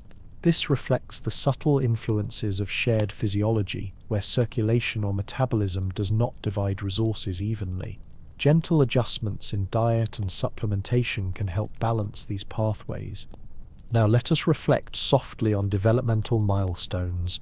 In typical children, milestones include rolling over, sitting, crawling, walking, and later, language development and complex play. Conjoined twins experience these milestones in their own ways. Sometimes they occur later than average, not because of delayed neurological growth, but because physical coordination requires more practice. For example, walking may take longer to master when two individuals must move in synchrony, yet once established, these milestones are no less secure. The nervous systems remain healthy and strong, setting the pace of progress through shared adaptation. When considering puberty and adolescence, hormones guide changes to body size, reproductive systems, and emotional development. For conjoined twins, puberty generally follows the same biological patterns. Each twin's endocrine system secretes hormones independently, meaning that one twin may progress through puberty earlier than the other. This can create differences in body maturity, even within the same shared form. These differences, though sometimes challenging, reaffirm the individuality of each twin, reminding us again that they are two distinct persons sharing one developmental space. Another important aspect is psychosocial development. Growth is not only biological but emotional, social, and cognitive. Every child, conjoined or not, develops a sense of identity and autonomy. For twins joined together, this process has special features. Independence must be negotiated within the reality of shared physicality. Each twin may have different interests, different preferences, and different goals, yet they must cooperate for daily living. Throughout schooling and adolescence, this creates a rhythm of constant negotiation and compromise, but also fosters profound bonds of mutual understanding. As we think softly about this, we can see growth not as obstacle but as adaptation. Each twin, in the process of becoming themselves, develops remarkable awareness of the other. Development, then, is not only about bones and organs, but also about patience, compromise, and shared resilience. Let us take a moment to imagine gently how this would feel. Every milestone achieved requires shared effort. Every new stage of growth brings both personal change and cooperative adjustment. Differences in height, weight, or hormonal timing may arise, yet daily adaptation becomes the central theme of development. Now let us softly repeat key points, so they rest more deeply in memory. Growth for conjoined twins includes skeletal changes, sometimes uneven due to shared or asymmetric structures. Muscles develop through coordinated activity. Shared organs must support both individuals, creating unique nutritional and metabolic patterns. Developmental milestones may be delayed slightly due to physical coordination, but cognition and individuality progress normally. Puberty occurs independently in each twin, even within a shared frame. Psychosocial development emphasizes individuality, balanced with deep cooperation. Another gentle reflection: while growth may pose challenges, medical support and adaptive strategies often allow conjoined twins to thrive. Pediatric teams focus not only on health, but on teaching strategies for independence within shared life. The trajectory of growth, though unique, remains fundamentally human, a gradual unfolding of potential. To help this knowledge settle further, let us return once more to simplicity. Conjoined twins grow as all humans do, guided by their own biology. Differences arise from sharing organs, bones, or circulation, but the steady rhythm of development continues across infancy, childhood, and adolescence. The essence of growth is intact. What changes is not the pattern, but the harmony required to live within it. To close this section quietly, reflect on this thought. Growth in conjoined twins is not about one body adapting for two minds, but about two individuals adapting together through one shared body. It is a lifelong process of balance, resilience, and companionship. And now, with this calm picture of growth and development, we are ready to move onward. In the next section, we will look more closely at the medical challenges and care that arise from these realities, how doctors, nurses, and families support conjoined twins through the complexity of shared anatomy. For now, let us rest peacefully with the image of growth as a natural current flowing steadily through life, shared yet individual, as two people move together into maturity. As we move deeper into this journey, we now shift into the realm where biology and medicine meet. Up to this point, we have explored embryology, anatomy, and growth. Now let us reflect quietly on the medical challenges faced by conjoined twins and the care that surrounds them. The challenges here are significant, yet our description will remain calm and compassionate. For medicine, this is not only a subject of anatomy, but one of ethics, planning, and delicate decision-making. Let us take this step slowly and gently. Conjoined twins face three broad categories of medical challenges. The first is survivability in early life. The second is management of shared physiology in childhood and beyond. The third is the complexity of decisions around separation surgery. Each of these deserves careful attention. Early life challenges. Life for conjoined twins begins with greater precariousness than for most newborns. Because of shared organs, circulation, or skeletal structures, delivery itself can be complex. Many twins are delivered by caesarean section to reduce risk to both infants and to the mother. Even in the first hours of life, clinical teams must assess breathing, circulation, and organ function for each twin. The presence of shared hearts or major vessels often becomes apparent at this stage, and survival depends greatly on those findings. Some twins, joined in ways that involve vital organs such as the heart or extensive portions of the brain, may not live long after birth. This is a painful reality, yet it reflects how essential certain organs are for independent survival. Others, especially those with fewer critical connections, may stabilize and continue into infancy and beyond. Each set of twins thus presents unique realities, requiring individualized care plans. Ongoing management. As conjoined twins grow, ongoing medical care is vital because organs may be shared. Complications can arise at any stage. For example, infections may spread more easily through shared circulation or shared gastrointestinal tracts. Nutritional balance must be carefully managed if one twin draws more sustenance from shared organs than the other. Pediatric care teams often include specialists in nutrition, gastroenterology, cardiology, and orthopedics, depending on the organ systems involved. Imaging studies such as MRI, Connecticut scans, and ultrasound are central to this care. These allow doctors to see inside and understand exactly which organs and vessels are shared and how extensively they are connected. For parents and medical staff alike, this mapping provides guidance for both immediate support and long-term decision-making. Mobility and daily function also create challenges. Orthopedic specialists may assist with posture and muscle balance, as uneven joint use can cause orthopedic strain. Physical therapy may introduce adaptive strategies for movement, ensuring that the growing body remains as strong and flexible as possible. In this sense, care is not only about survival, but also about quality of life. Surgical decisions. Among the greatest medical challenges conjoined twins may face is the question of separation surgery. This is not always possible. As we have seen earlier, when hearts or brains are shared, separation may be extraordinarily high risk or medically unattainable. If organs like the liver or intestines are shared, surgery may be technically possible, but still carries significant risk. Surgical planning is a long process. Teams may spend months, even years, preparing for a potential operation. Three-dimensional imaging, models, and simulations are often used to visualize exactly where organs and vessels connect. Surgeons rehearse multiple scenarios, anticipating how blood supply will be managed, how organs will be reconstructed, and how tissue will be closed to create two viable bodies.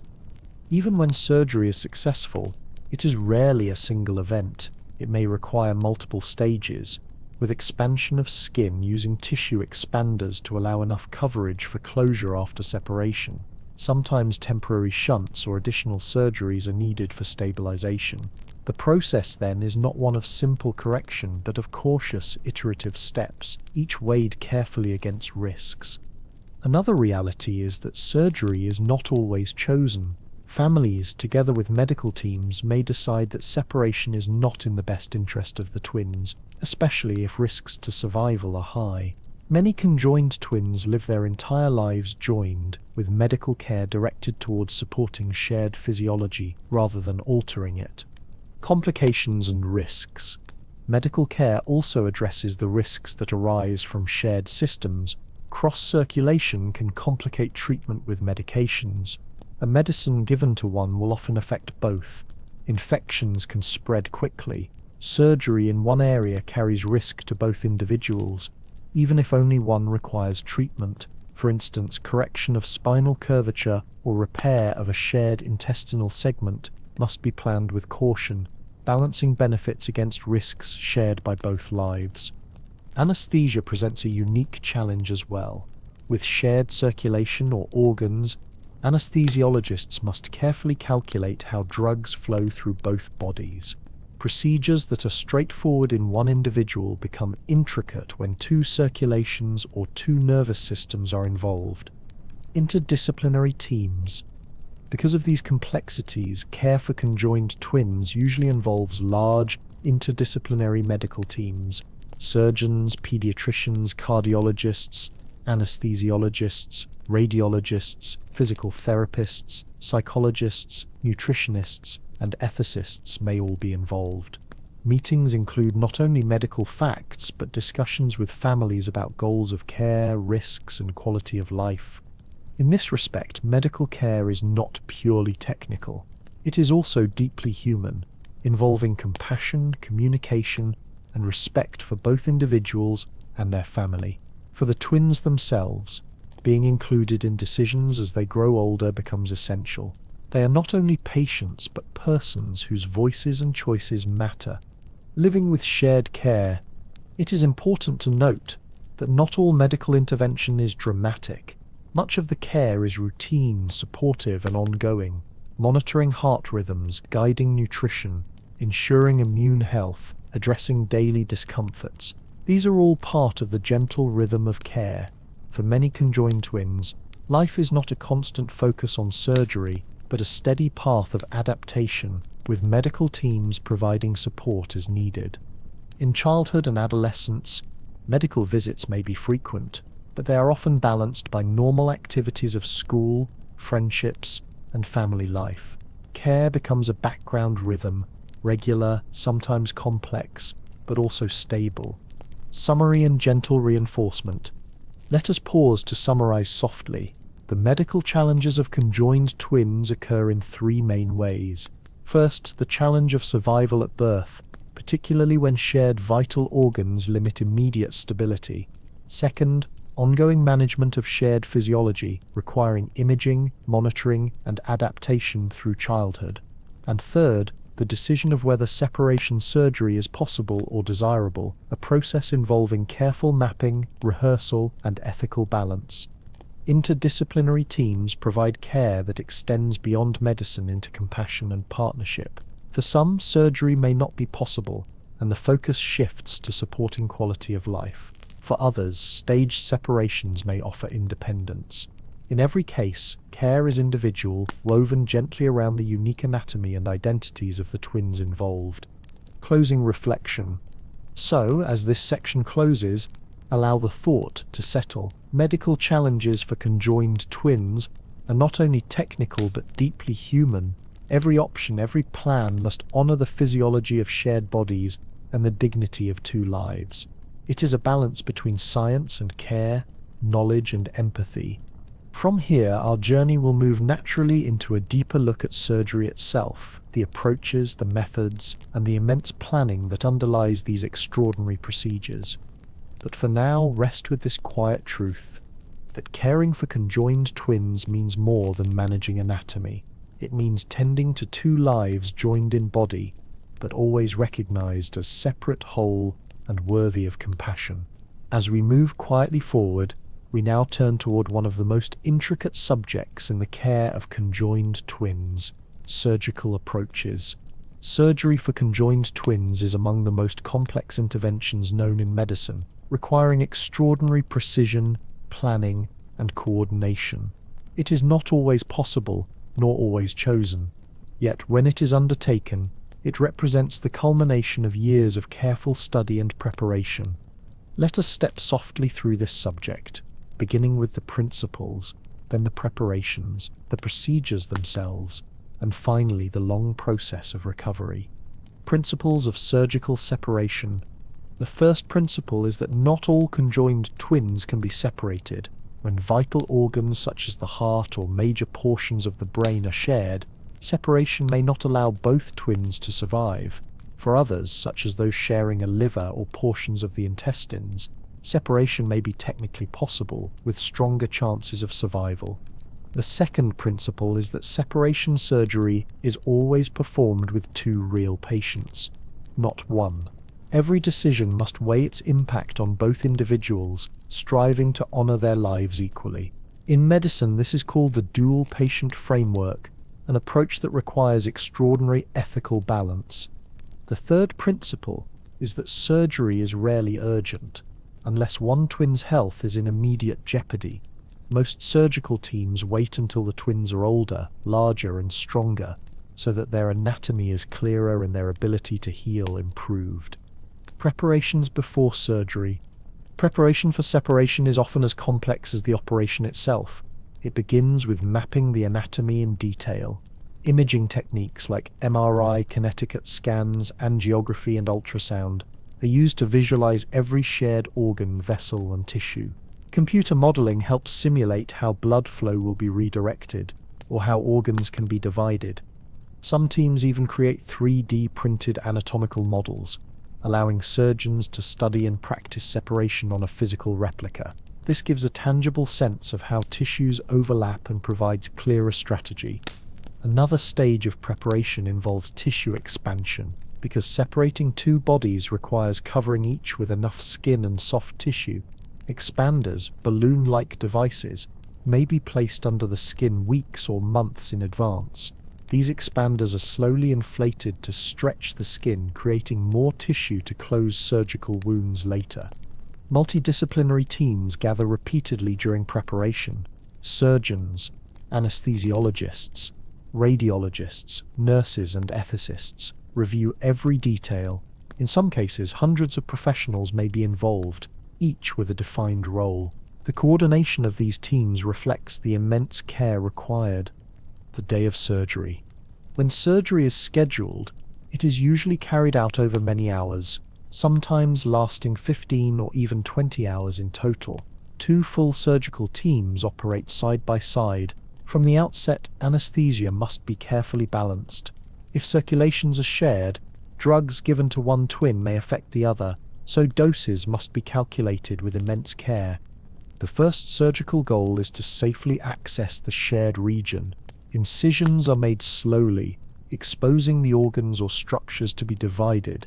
Surgeons then carefully isolate blood vessels, reconstructing circulation to ensure that each twin has enough blood supply to survive independently. In cases where the liver is shared, surgeons may divide it along natural planes while preserving major vessels. In the digestive tract, new connections are created, so each twin may have functional intestines, where skeletal structures are joined, such as in the pelvis or spine. Bones are separated, reconstructed, or stabilized with surgical implants. If the chest is shared, surgeons may need to rebuild the sternum and ribs separately for each twin, sometimes using grafts or artificial materials.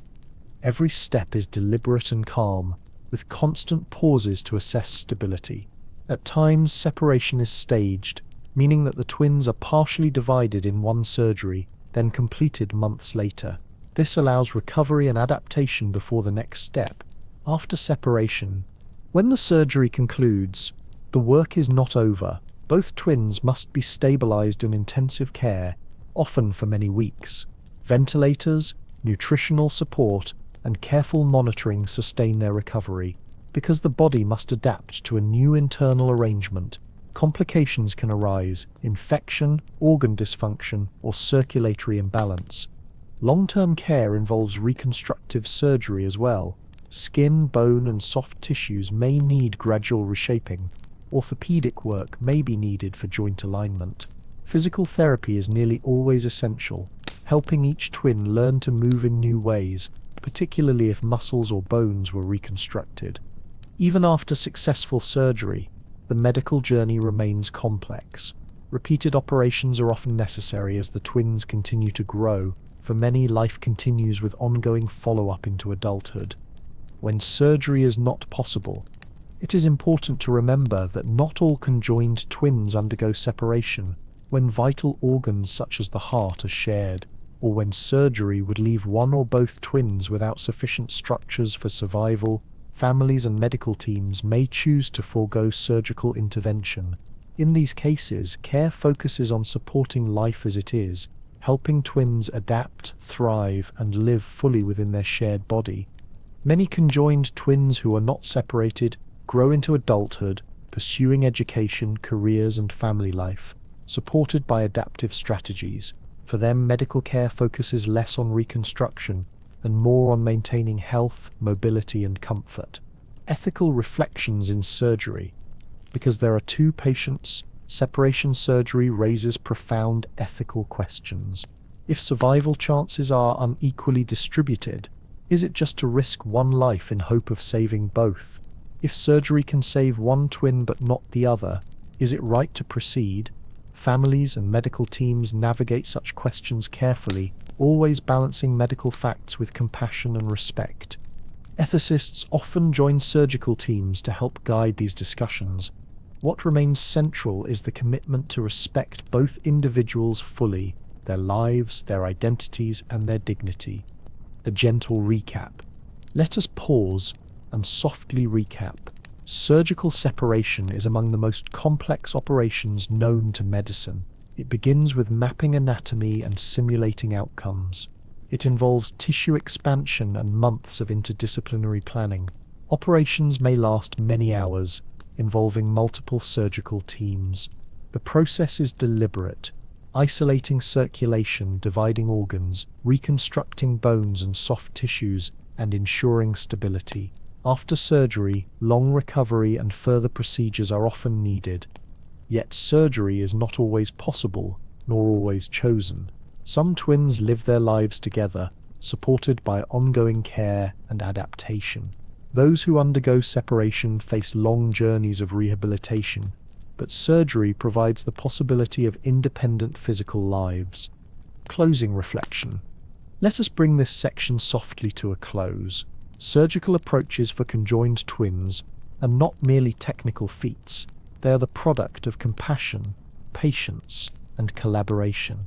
They reflect humanity's effort to honor two lives joined by nature and to give them the best possible chance, whether through separation or through gentle care in union. As we leave this topic, let one truth remain, that in every plan, every incision, every reconstruction, medicine seeks not only to divide, but to protect, to nurture, and to preserve dignity. Conjoined twins remind us that surgery is not only science, but also shared humanity. In the next section, we will move beyond the operating room, asking what happens when twins live without separation. How do they build daily lives, establish independence, and thrive within their shared form? For now, rest with the quiet awareness that surgery, though extraordinary, is only one part of the lifelong journey of conjoined twins. As we continue softly forward, let us now step away from surgery and clinical interventions. Not every conjoined twin undergoes separation. For many, either the anatomical challenges make separation impossible, or the choice is made by their families, or eventually by the twins themselves, to live life together in union. This decision is not a failure, but a path of its own. Life without separation is not less meaningful. It is simply different, guided by the rhythms of shared anatomy and shared companionship.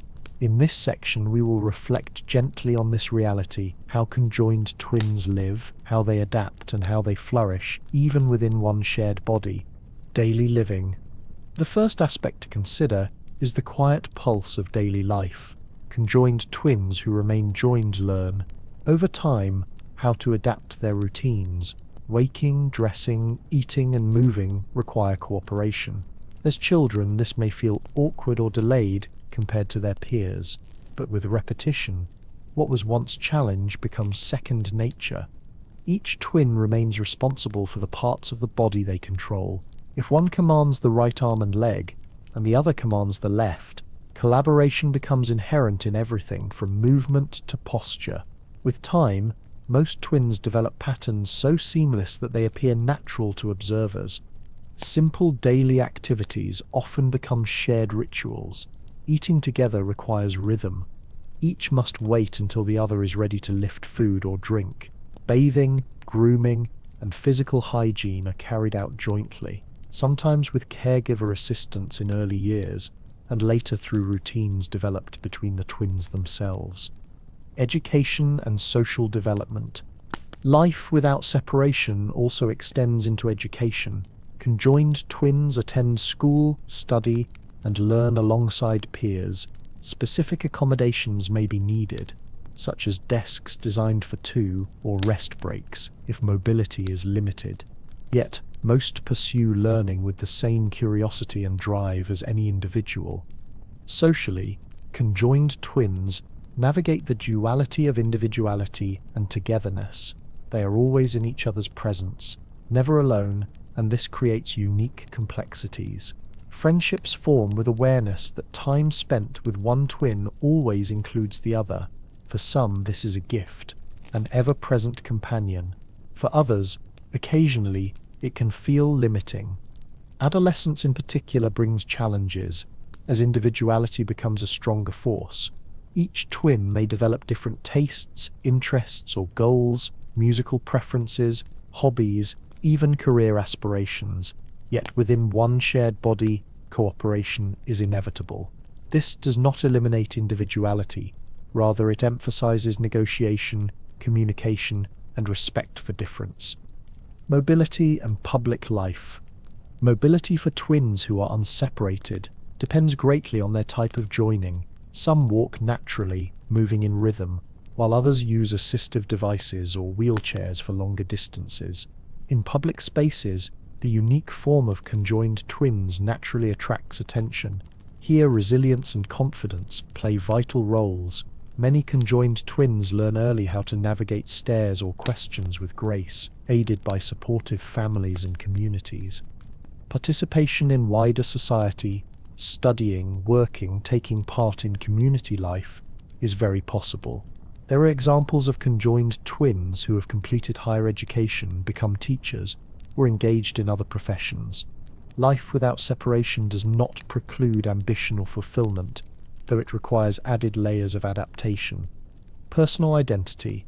Perhaps the most profound aspect of life without separation is the question of personal identity. Each conjoined twin is their own person, with a unique sense of self. Yet, because they are constantly together, their identities are shaped both individually and jointly. They may sometimes be spoken of as a unit by others, but within they know themselves as distinct individuals. Daily communication is continual. Decisions about when to stand, what to eat, which direction to walk, or how to spend time demand cooperation. Over years, this creates a deep rhythm of mutual understanding. Individuals learn to anticipate each other's needs, often without words. Differences do still exist, sometimes strongly, but their coexistence shapes resilience, patience, and compromise. Living unseparated teaches that independence can take forms other than physical separation. One may have independence of thoughts, choices, and beliefs. Even while sharing a body, in some ways, the closeness fosters a stronger appreciation of individuality. Each twin carves out an inner world, while also nurturing the shared world they inhabit together. Health and longevity. Life without separation also has health implications. For twins without life-threatening organ sharing, adaptation may sustain them into adulthood and beyond. Regular monitoring continues throughout life, but many pairs enjoy long spans of healthy years. Complications may arise more often when vital organs are shared or circulation is heavily interconnected, yet supportive care allows many to thrive. Longevity varies, just as it does in any population, shaped both by challenges and by resilience. For some, living jointly is not a medical limitation, but simply another form of embodiment. Emotional and psychological strengths. Finally, let us reflect softly on the emotional strengths fostered by a life without separation. Constant companionship creates bonds few others can imagine. The twins grow up never knowing loneliness in the way many do. They share not only space and time, but also the navigation of every challenge together.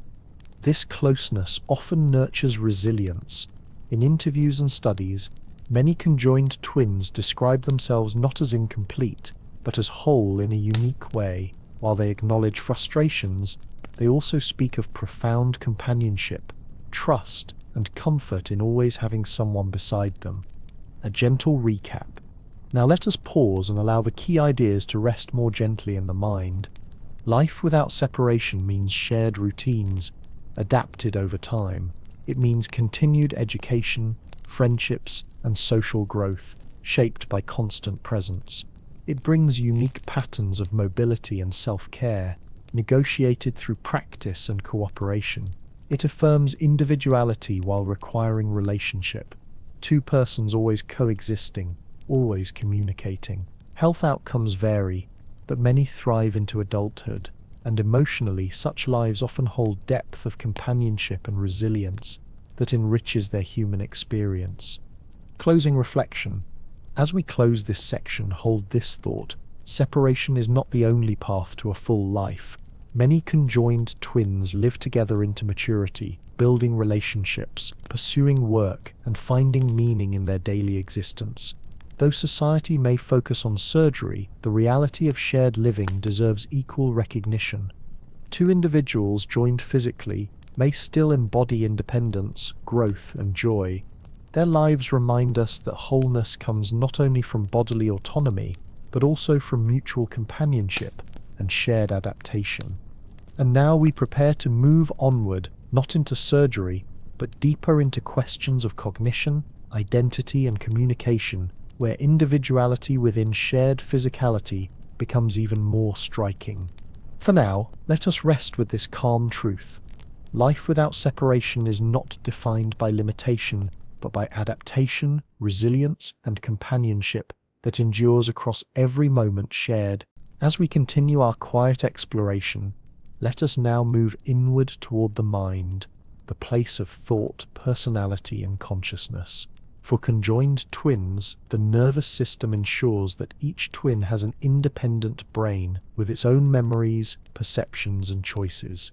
This means that despite their close physical union, they are always two individuals in cognition and identity. Yet, because their lives are lived in constant proximity, their development as persons carries unique harmonies and complexities. Let us, step by step, reflect on how conjoined twins think, how they know themselves as distinct and as connected, and how they communicate both with one another and with the world. Cognitive development.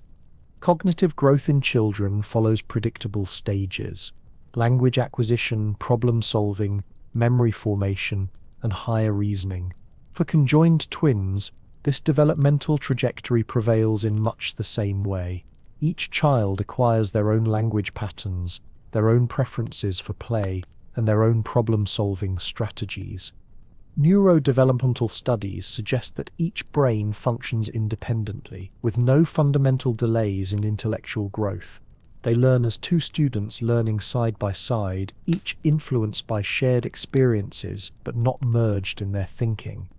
Because they are constantly present for each other's learning, however, conjoined twins may develop faster in some areas of social cognition. For instance, they become skilled in perspective-taking, negotiation, and cooperative problem-solving earlier than many other children. This makes sense. From their first days, their lives require constant consideration of another person. Identity formation. Perhaps the most delicate question relates to personal identity. What is it like to form a sense of self while being physically inseparable from another?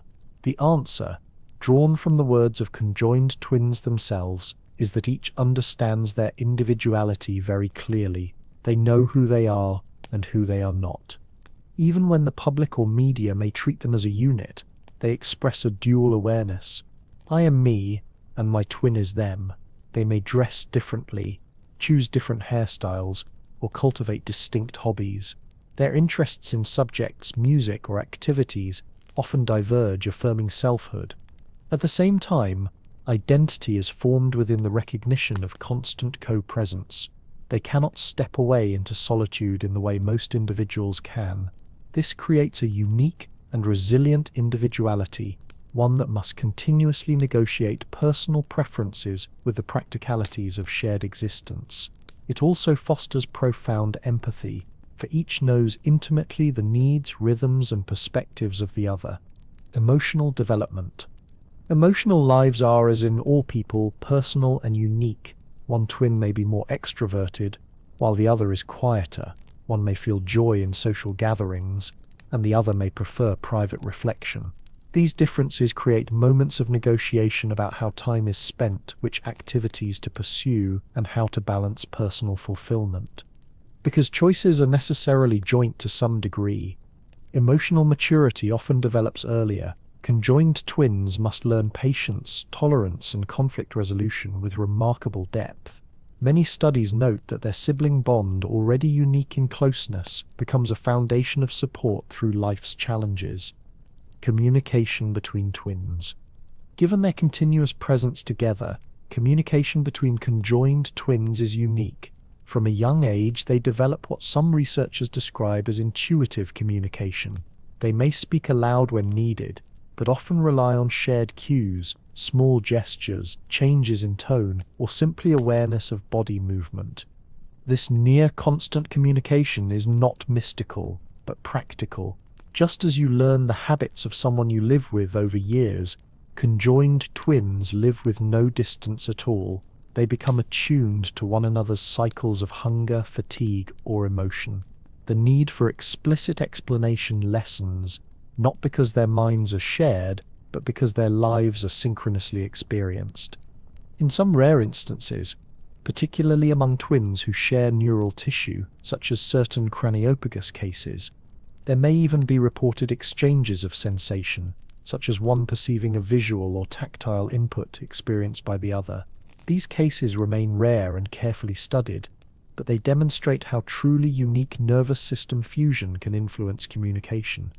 Still, the primary rule holds true across nearly all pairs: communication is constant, adaptive, and deeply effective. It allows them to coordinate movement, negotiate choices, and share experiences in real time. The role of language for conjoined twins, serves not only outward communication, but also differentiation of self. Referring to I versus we becomes important. Each twin may insist gently that their voice be recognized as independent. For those around them, family, teachers, clinicians, learning to honor this independence through language is one of the simplest but most important forms of respect. Societal perception of identity. Externally, society often sees conjoined twins as a pair, a single unit described collectively. While understandable, this can sometimes obscure their individuality. In interviews, many conjoined twins emphasize that they wish to be addressed personally, not only as half of a pair. Acknowledging their dual identities supports dignity, autonomy, and emotional well-being. This reinforces the truth that individuality is not merely an internal reality, but also something affirmed by recognition from others. The care of parents, teachers, friends, and clinicians in using names, listening individually, and respecting differences plays a central role in fostering strong identity. Psychological research. Psychological studies on conjoined twins reveal resilience as a recurring theme.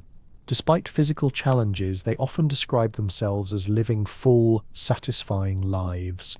They may acknowledge frustrations, especially when personal desires conflict with shared reality, but alongside these frustrations runs deep appreciation of companionship. Remarks like "I am never lonely" or "I always know someone understands me" are common reflections. From a scientific perspective, this suggests that shared embodiment does not restrict cognition or identity. Instead, it weaves individuality with collaboration, producing a life attuned to empathy, resilience, and adaptability. Gentle recap. Let us pause and softly summarize. Cognition in conjoined twins is distinct. Two brains, two minds, progressing on their own developmental paths. Identity is independent, though it is formed within the framework of constant co-presence. Emotional development often grows early maturity, rooted in compromise and negotiation. Communication is frequent and intuitive, reflecting the closeness of shared life. Language affirms individuality, and societal recognition supports dignity. Psychological studies emphasize resilience, with conjoined twins often finding meaning and fulfillment within their lives, no less real than anyone else's. Closing reflection. As this section closes, hold gently to this thought. The essence of conjoined twins is not sameness, but duality. Two minds, two identities, two perspectives, sustained within one body. Their cognition remains separate, their sense of self firmly intact, their communication fluid and constant. Life asks of them something unique: to always consider another person in every choice, every movement, every moment. Yet far from erasing individuality, this condition often strengthens it.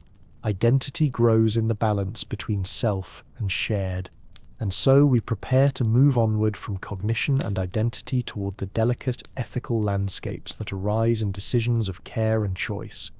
For now, Let us settle with this calm truth. Conjoined twins are always two minds, two selves, distinct and whole, in one frame of life. As we move further into our reflective journey, we come to a gentle but profound crossroad, the ethical dimensions of life with conjoined twins. Until now, we have explored embryology, anatomy, organ systems, identity, and care. Each of these is rich in scientific detail. Yet medicine, especially in rare conditions such as this, never involves science alone. Decisions about treatment, survival, and autonomy bring forth deep questions of values, dignity, and ethics. Let us walk quietly through these landscapes, acknowledging that ethical decision-making is not a matter of formulas, but of compassion, respect, and careful thought. Ethical principles in medicine. In all of medicine, 4 guiding principles are often called upon: beneficence, or doing good; non-maleficence, or avoiding harm; autonomy, respecting individuals' decisions; justice, ensuring fairness. When applied to conjoined twins, these principles present challenges that are rarely straightforward. For most patients, decisions center on one person. Here, decisions must respect 2 individuals equally and simultaneously. This duality defines the ethical terrain of conjoined twin care. Decisions at birth. Ethical challenges begin at the very moment of birth. In some cases, physicians may discover severe organ sharing that makes survival unlikely. Families and medical teams must decide between providing intensive support or allowing natural limits to guide the outcome. These decisions are never made lightly. They involve not only medical facts, but also family values, cultural traditions, and the recognition of the humanity of both children. Privacy and dignity play roles here too. The arrival of conjoined twins often draws attention in clinical settings. Teams must safeguard against treating them as mere cases of curiosity, ensuring that care remains deeply personal. Separation surgery, the central ethical question. The most visible ethical issue involves separation surgery. If surgery could allow both twins to live independently, beneficence supports intervention. But if surgery risks harming one twin to benefit the other, the balance becomes difficult. For example, consider surgery where both twins could survive, but with high risk of complications. Is it ethical to proceed? Or surgery where survival of one may come at the cost of the other, a scenario where one cannot survive without sacrifice? These questions expose the tension between beneficence and non-maleficence. Equally important is autonomy. In infancy, parents or guardians make decisions, often under pressure, but as twins grow older, they must be included in discussions about their own lives. Some choose separation, desiring independence. Others decline, embracing shared life. Respecting these choices affirms autonomy, even if decisions differ from medical recommendations. Thus, surgery is not solely technical.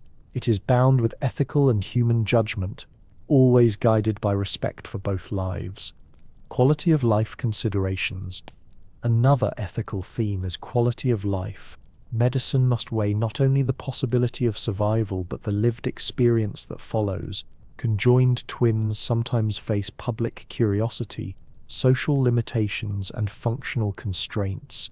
Yet many report fulfillment, education, careers, and meaningful social bonds. Thus, assumptions about suffering or limited life can be inaccurate. The ethical challenge here is avoiding bias. Physicians and families must not presume that conjoined life is necessarily tragic. Only the twins themselves, as they grow, can truly express how they view their quality of life. Respect requires listening to their voices. Consent and autonomy. One of the most delicate areas relates to consent. For children, parents customarily make decisions. But in conjoined twins, decisions affect not one patient but 2. Medicine must therefore carefully respect the individuality of each life, ensuring that considerations are not merged into one. When twins reach adolescence or adulthood, autonomy becomes clearer. Each twin may express their preferences, and sometimes these might diverge. One may wish for separation, the other may not. When this occurs, the ethical stakes intensify, for interventions must honor both. Attempting separation without the consent of both would violate the autonomy of one. These situations remind us that autonomy is more than a concept of independence. It is the recognition of each mind as sovereign. Conjoined twins embody perhaps the most vivid example of why autonomy matters in medicine. Ethical dilemmas in resource allocation. Occasionally, questions of justice emerge. Surgical separations of conjoined twins may require vast medical resources, weeks of preparation, dozens of specialists, long stays in intensive care. Hospitals may face questions about how resources are allocated. From an ethical standpoint, justice requires fairness, that rare conditions should not be denied care, but also that allocation considers the whole community. This is not to diminish care for conjoined twins, but to recognize that health systems operate within realities of limited resources. Ethical discussions in hospital boards sometimes include these difficult balances. Privacy and representation. Another consideration is privacy, respecting the dignity of twins in a world that may view them with fascination. Historically, conjoined twins were displayed as curiosities. Modern ethics strongly rejects this, emphasizing confidentiality, respect, and the right to self-determined representation. Photography, media coverage, and even medical case reports must therefore be handled with sensitivity. The guiding thought is to always protect dignity, avoiding exoticism or sensationalism. Cultural and family values. Ethical landscapes are also shaped by culture. Perceptions of conjoined twins vary across societies. In some traditions, twins joined together may be seen symbolically as carriers of duality or spiritual meaning. In others, stigma may exist.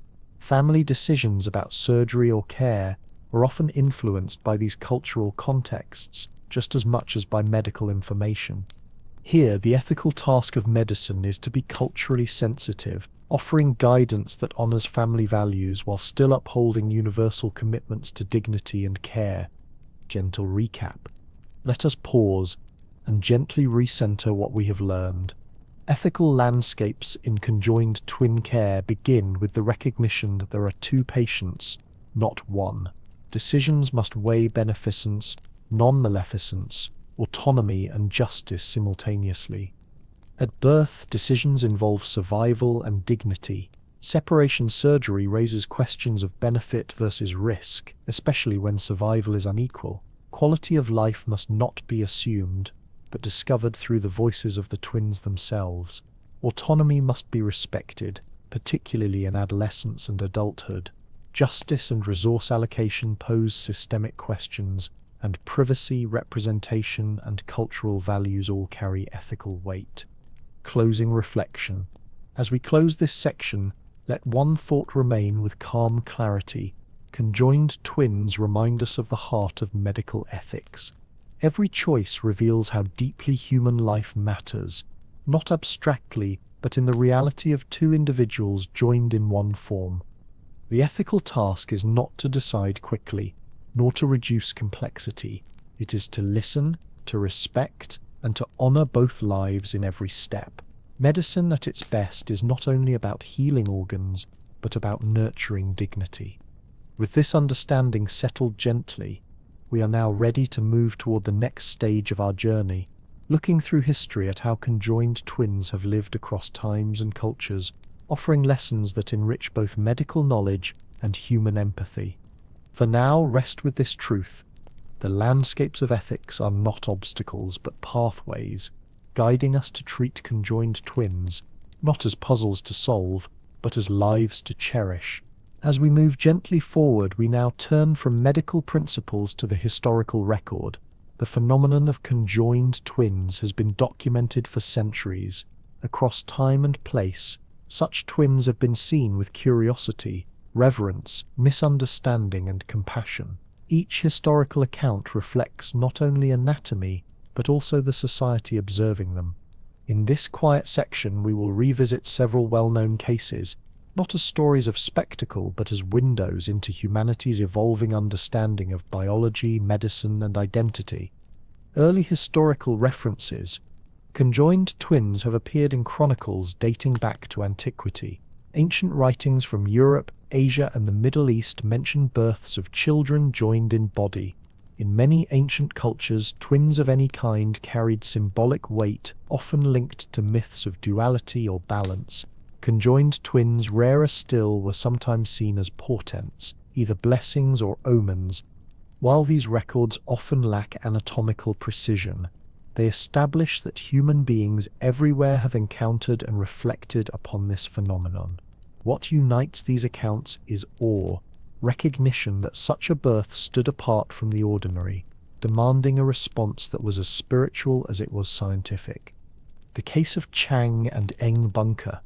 Perhaps the most well-known historical pair of conjoined twins were Chang and Eng Bunker, born in 1811 in Siam, now Thailand. From their origin comes the term Siamese twins, once widely used but now gently retired in favor of the more respectful term conjoined twins. Chang and Eng were thoracopagus twins, joined at the chest by a band of cartilage and liver tissue. Their internal organs were mostly separate, but their livers were partially fused. They were discovered as young men by visitors from abroad and later traveled widely. Over time, they settled in the United States, married, and went on to father more than 20 children between them.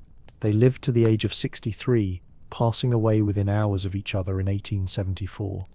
The life of Chang and Eng demonstrates both the challenges and the possibilities of shared anatomy. Though they initially were subjects of public display, they crafted independent lives, building families, farms, and communities. Their case contributed to early medical interest in how conjoined bodies function, particularly with regard to circulation and organ sharing. Millie and Christine McCoy. Another notable pair were Millie and Christine McCoy, born in North Carolina in 1851. They were pygopagus twins, joined at the base of the spine, and were sometimes called the two-headed nightingale because of their musical talents. Their early years were marked by exploitation, as they were exhibited widely without agency. Yet later in life they found stability and purpose, performing music and developing education. They lived well into adulthood, demonstrating once again that conjoined twins could pursue meaningful personal and professional lives when allowed dignity and respect. Their story reflects the broader theme of human resilience, that even in eras where disability and difference were often marginalized, conjoined twins could still carve out identities rooted in talent and individuality. Abby and Brittany Hensel. In more recent times, one of the most widely discussed cases is Abby and Brittany Hensel, born in 1990 in Minnesota, United States. They are dicephalous twins, meaning they each have their own head but share one torso. Each controls one side of the body, Abby the right, Brittany the left. Despite this, they have developed exceptional coordination, from walking to driving to teaching. They have learned to move as one while retaining distinct identities. Both pursued higher education and became teachers, demonstrating professional success and personal fulfillment. Anatomically, their case is remarkable for the extent of sharing single torso, shared vital organs, yet their individuality in cognition and identity is unmistakable. Their lives illustrate that unseparated twins can thrive socially and professionally when supported with inclusion and recognition. Other modern cases. Beyond these well-known examples, many others exist in the medical record. Advances in surgery in the 20th and 21st centuries have allowed some pairs of twins with shared livers or gastrointestinal tracts to be successfully separated in infancy. Others, for whom vital organs are shared, have remained joined and lived fulfilling lives. Case reports describe a wide variety of connections: craniopagus twins with partial shared brain tissue, ischiopagus twins joined at the pelvis, parapagus twins sharing torsos. Each case becomes not only a medical report, but a human story of adaptation, family support, and resilience. Lessons across history. From these case studies, certain quiet lessons emerge. First, survival is possible and can be long. While many conjoined twins do not survive infancy due to vital organ sharing, those who do often live well into adulthood. Historical figures like Chang and Eng, and modern individuals like Abby and Brittany, demonstrate that conjoined life can span decades. Second, individuality remains intact. Each set of twins, regardless of how their bodies are joined, affirms their own personality, preferences, and independent sense of self. Third, society's response shapes experience. Historically, many conjoined twins were subjected to exhibition and exploitation. Today, with greater understanding and ethics, support emphasizes privacy, respect, and inclusion.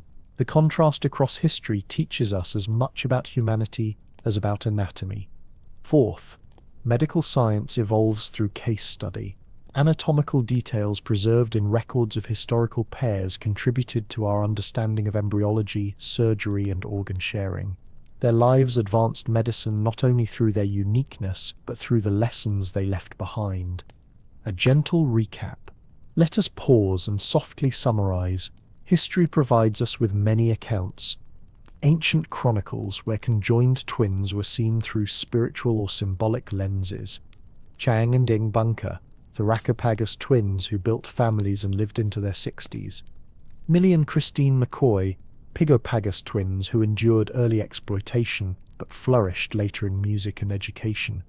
Abby and Brittany Hensel, modern dicephalous twins who pursue careers and adulthood with resilience. Many others across the centuries, known through medical records or community memory. The lesson across these examples is simple. Conjoined twins are not curiosities, but people, living, thinking, and contributing, each within their shared body. Closing reflection. As we close this section, hold this thought gently in mind. Across history, conjoined twins reveal not only the complexity of human biology, but also the breadth of human possibility. They remind us that individuality survives in every form, that dignity can flourish even amid challenge, and that life, though rare and unusual, is always deeply human. From here, we will move into reflection on scientific mysteries still unanswered, the questions that remain about embryology, causes, and outcomes, which even today invite continued research. But for now, rest with the calm recognition that history has always carried their presence. That across time, culture, and society, conjoined twins have lived as individuals worthy of respect and as teachers of resilience for us all. As we near the closing stages of this long journey, let us now pause, not to explain fully, but to acknowledge what remains beyond current knowledge.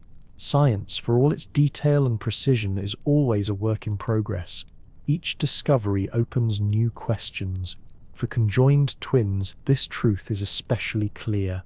Despite centuries of observation and decades of modern research, there remain mysteries still unanswered. Why does conjoining happen at all? Perhaps the most fundamental mystery is why conjoining occurs in some identical twin pregnancies while in most, division is complete. We know that timing of embryonic division is critical. We know that when splitting occurs late, after around 13 to 15 days of fertilization, the chance of incomplete separation increases. Yet the deeper cause, why splitting halts or why developmental axes overlap, is still unclear. Does it arise from a subtle genetic difference? A small shift in protein signaling during gastrulation? A random irregularity in mechanical folding of cells? These are questions researchers continue to study, but answers remain incomplete. Genetic and environmental influences. Another question is whether genetics or environment play meaningful roles. Conjoined twinning is exceedingly rare, estimated at 1 in 50,000 to 1 in 200,000 births. It occurs across populations worldwide without clear concentration in any region or family line. This suggests it is not a heritable trait in the traditional sense. And yet, science has not ruled out subtle genetic predispositions or influences from environmental conditions such as nutrition, oxygen levels, or maternal health. Because cases are so rare, it is difficult to gather enough data for definite conclusions. Thus, The origins remain uncertain, balanced between chance and possibility. Predicting survival outcomes. A further mystery lies in predicting survival. Some conjoined twins with seemingly complex sharing live into decades of adulthood, while others with fewer apparent connections struggle to survive infancy. What determines resilience? Is it the exact nature of shared circulation? Is it individual variability in organ growth? These are questions without clear answers, reminding medicine that survival is never predictable, even with modern imaging. Shared conscious experience.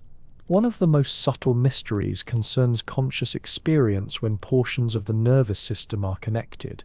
In extremely rare cases, such as certain craniopagus twins, reports suggest that one twin may perceive sensations felt by the other. Could perception flow across fused neural pathways? And if so, to what extent?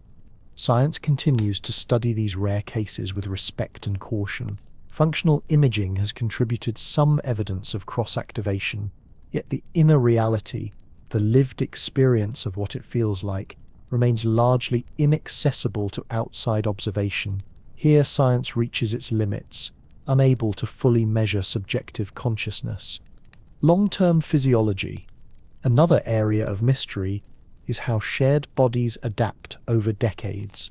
How do circulatory connections age?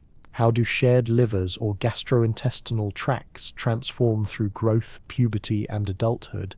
Because few twins live into late life, and because each case is unique, knowledge is limited. Medical literature preserves individual examples, but broad patterns cannot be drawn. Every pair teaches something new. Evolutionary and biological meaning. A gentle, larger question remains. What does conjoining tell us about human development as a whole? It demonstrates that the process of embryonic division is not absolute. It shows how small variations in timing or tissue organization can lead to dramatic differences in anatomy. From a biological perspective, conjoined twinning reveals the boundaries of developmental flexibility. It reassures us that most of the time, embryonic pathways are reliably ordered. Yet rarely those pathways diverge, producing union instead of separation. This contrast between reliability and variation is itself a mystery as deep as life itself. Scientific limits. In all these questions, we must acknowledge that some mysteries may remain permanent. Early embryonic development is hidden within the womb, and ethical limits restrict experimental intervention on human embryos. Technologies improve imaging and modeling, but some stages are simply inaccessible to direct study. Respect for life places boundaries around inquiry which is right and proper. Within those boundaries, science accepts the gift of humility, acknowledging what cannot yet or may never be fully known. Gentle recap. Now let us pause and settle the key points into calm memory. The origin of conjoining remains unclear. We understand timing but not causal mechanisms. The role of genetics and environment is uncertain, with no definitive predispositions known. Survival outcomes remain difficult to predict, varying widely even among similar cases. The possibility of shared experience in rare neurological connections remains mysterious, glimpsed but not fully understood.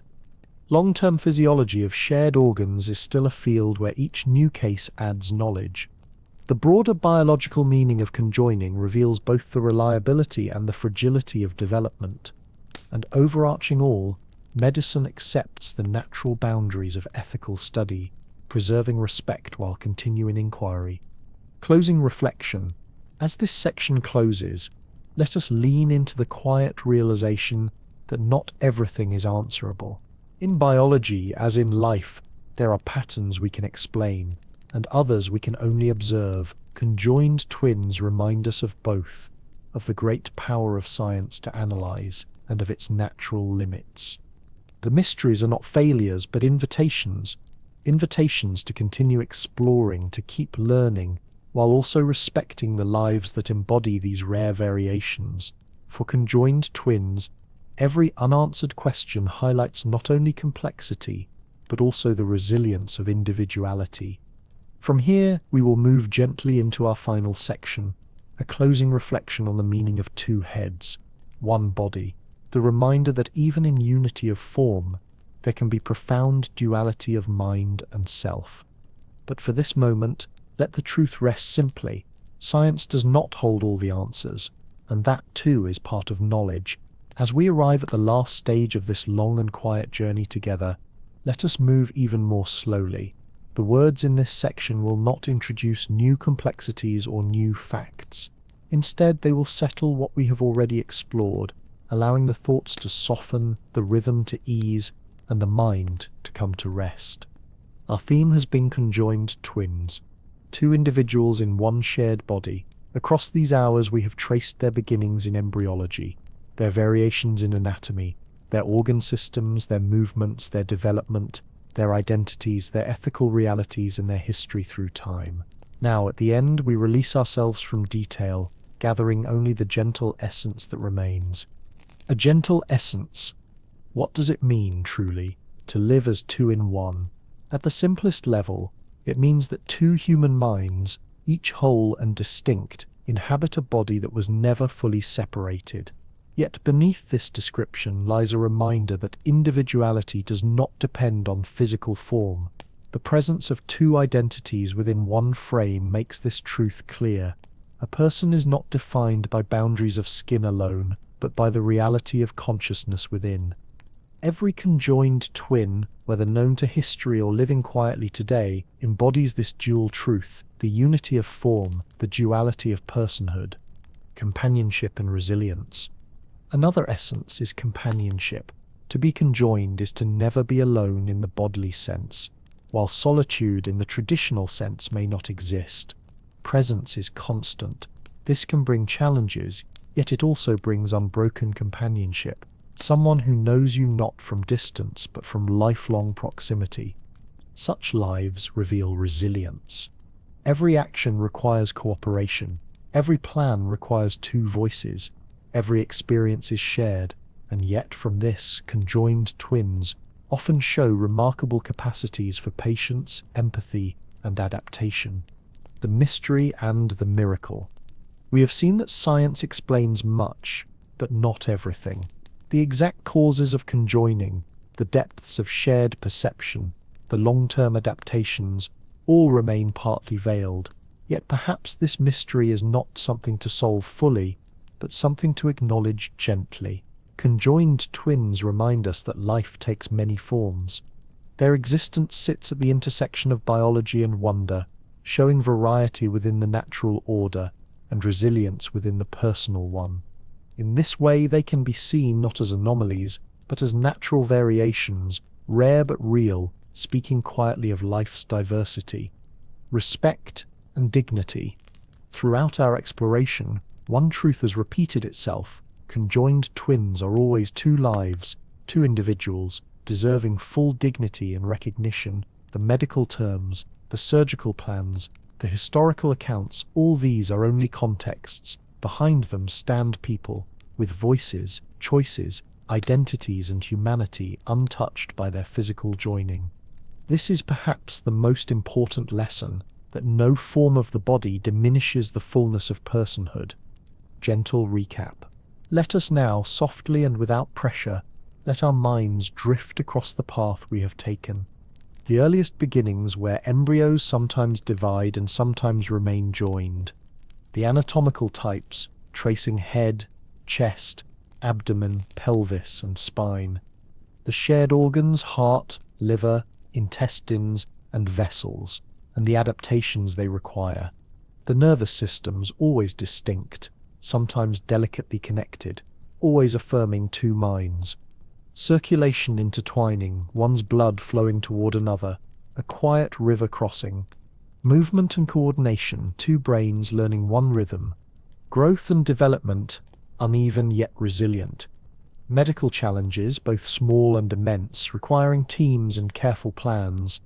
Surgery, sometimes possible, sometimes not, approached with thought and compassion. Life without separation, rich with adaptation, companionship and individuality. Ethics, where medicine pauses carefully, honoring two lives in every choice. History, where we see their presence across centuries and cultures. Mysteries, where we admit with humility what science does not yet know. And now, finally, reflection, where we rest and let the awareness itself be enough. Closing reflection. Conjoined twins remind us that humanity is vast in its forms, that two people may exist together so closely, facing unique challenges, yet showing the same strength, love, and individuality as any other. They remind us that biology is both orderly and variable, that identity is both singular and relational, and that resilience grows quietly wherever life asks it. Our journey has been long and steady, carried by calm words and soft cadence. Perhaps some details have stayed with you. Perhaps others have flowed past as you rested. There is no demand here, no expectation. Listening itself is enough. At its heart, the truth is simple. Two minds, one frame, not lesser lives, not curiosities, but human beings, whole and worthy, living in partnership from the very start. A peaceful closure. As this session comes to a close, let your mind ease. We have walked together through science, history, ethics, and reflection. Now there is nothing left to study, nothing left to hold. Allow the story to dissolve into calm. If you are listening while awake, let your eyes soften. If you are listening to fall asleep, allow the words to recede into background like a fading lullaby.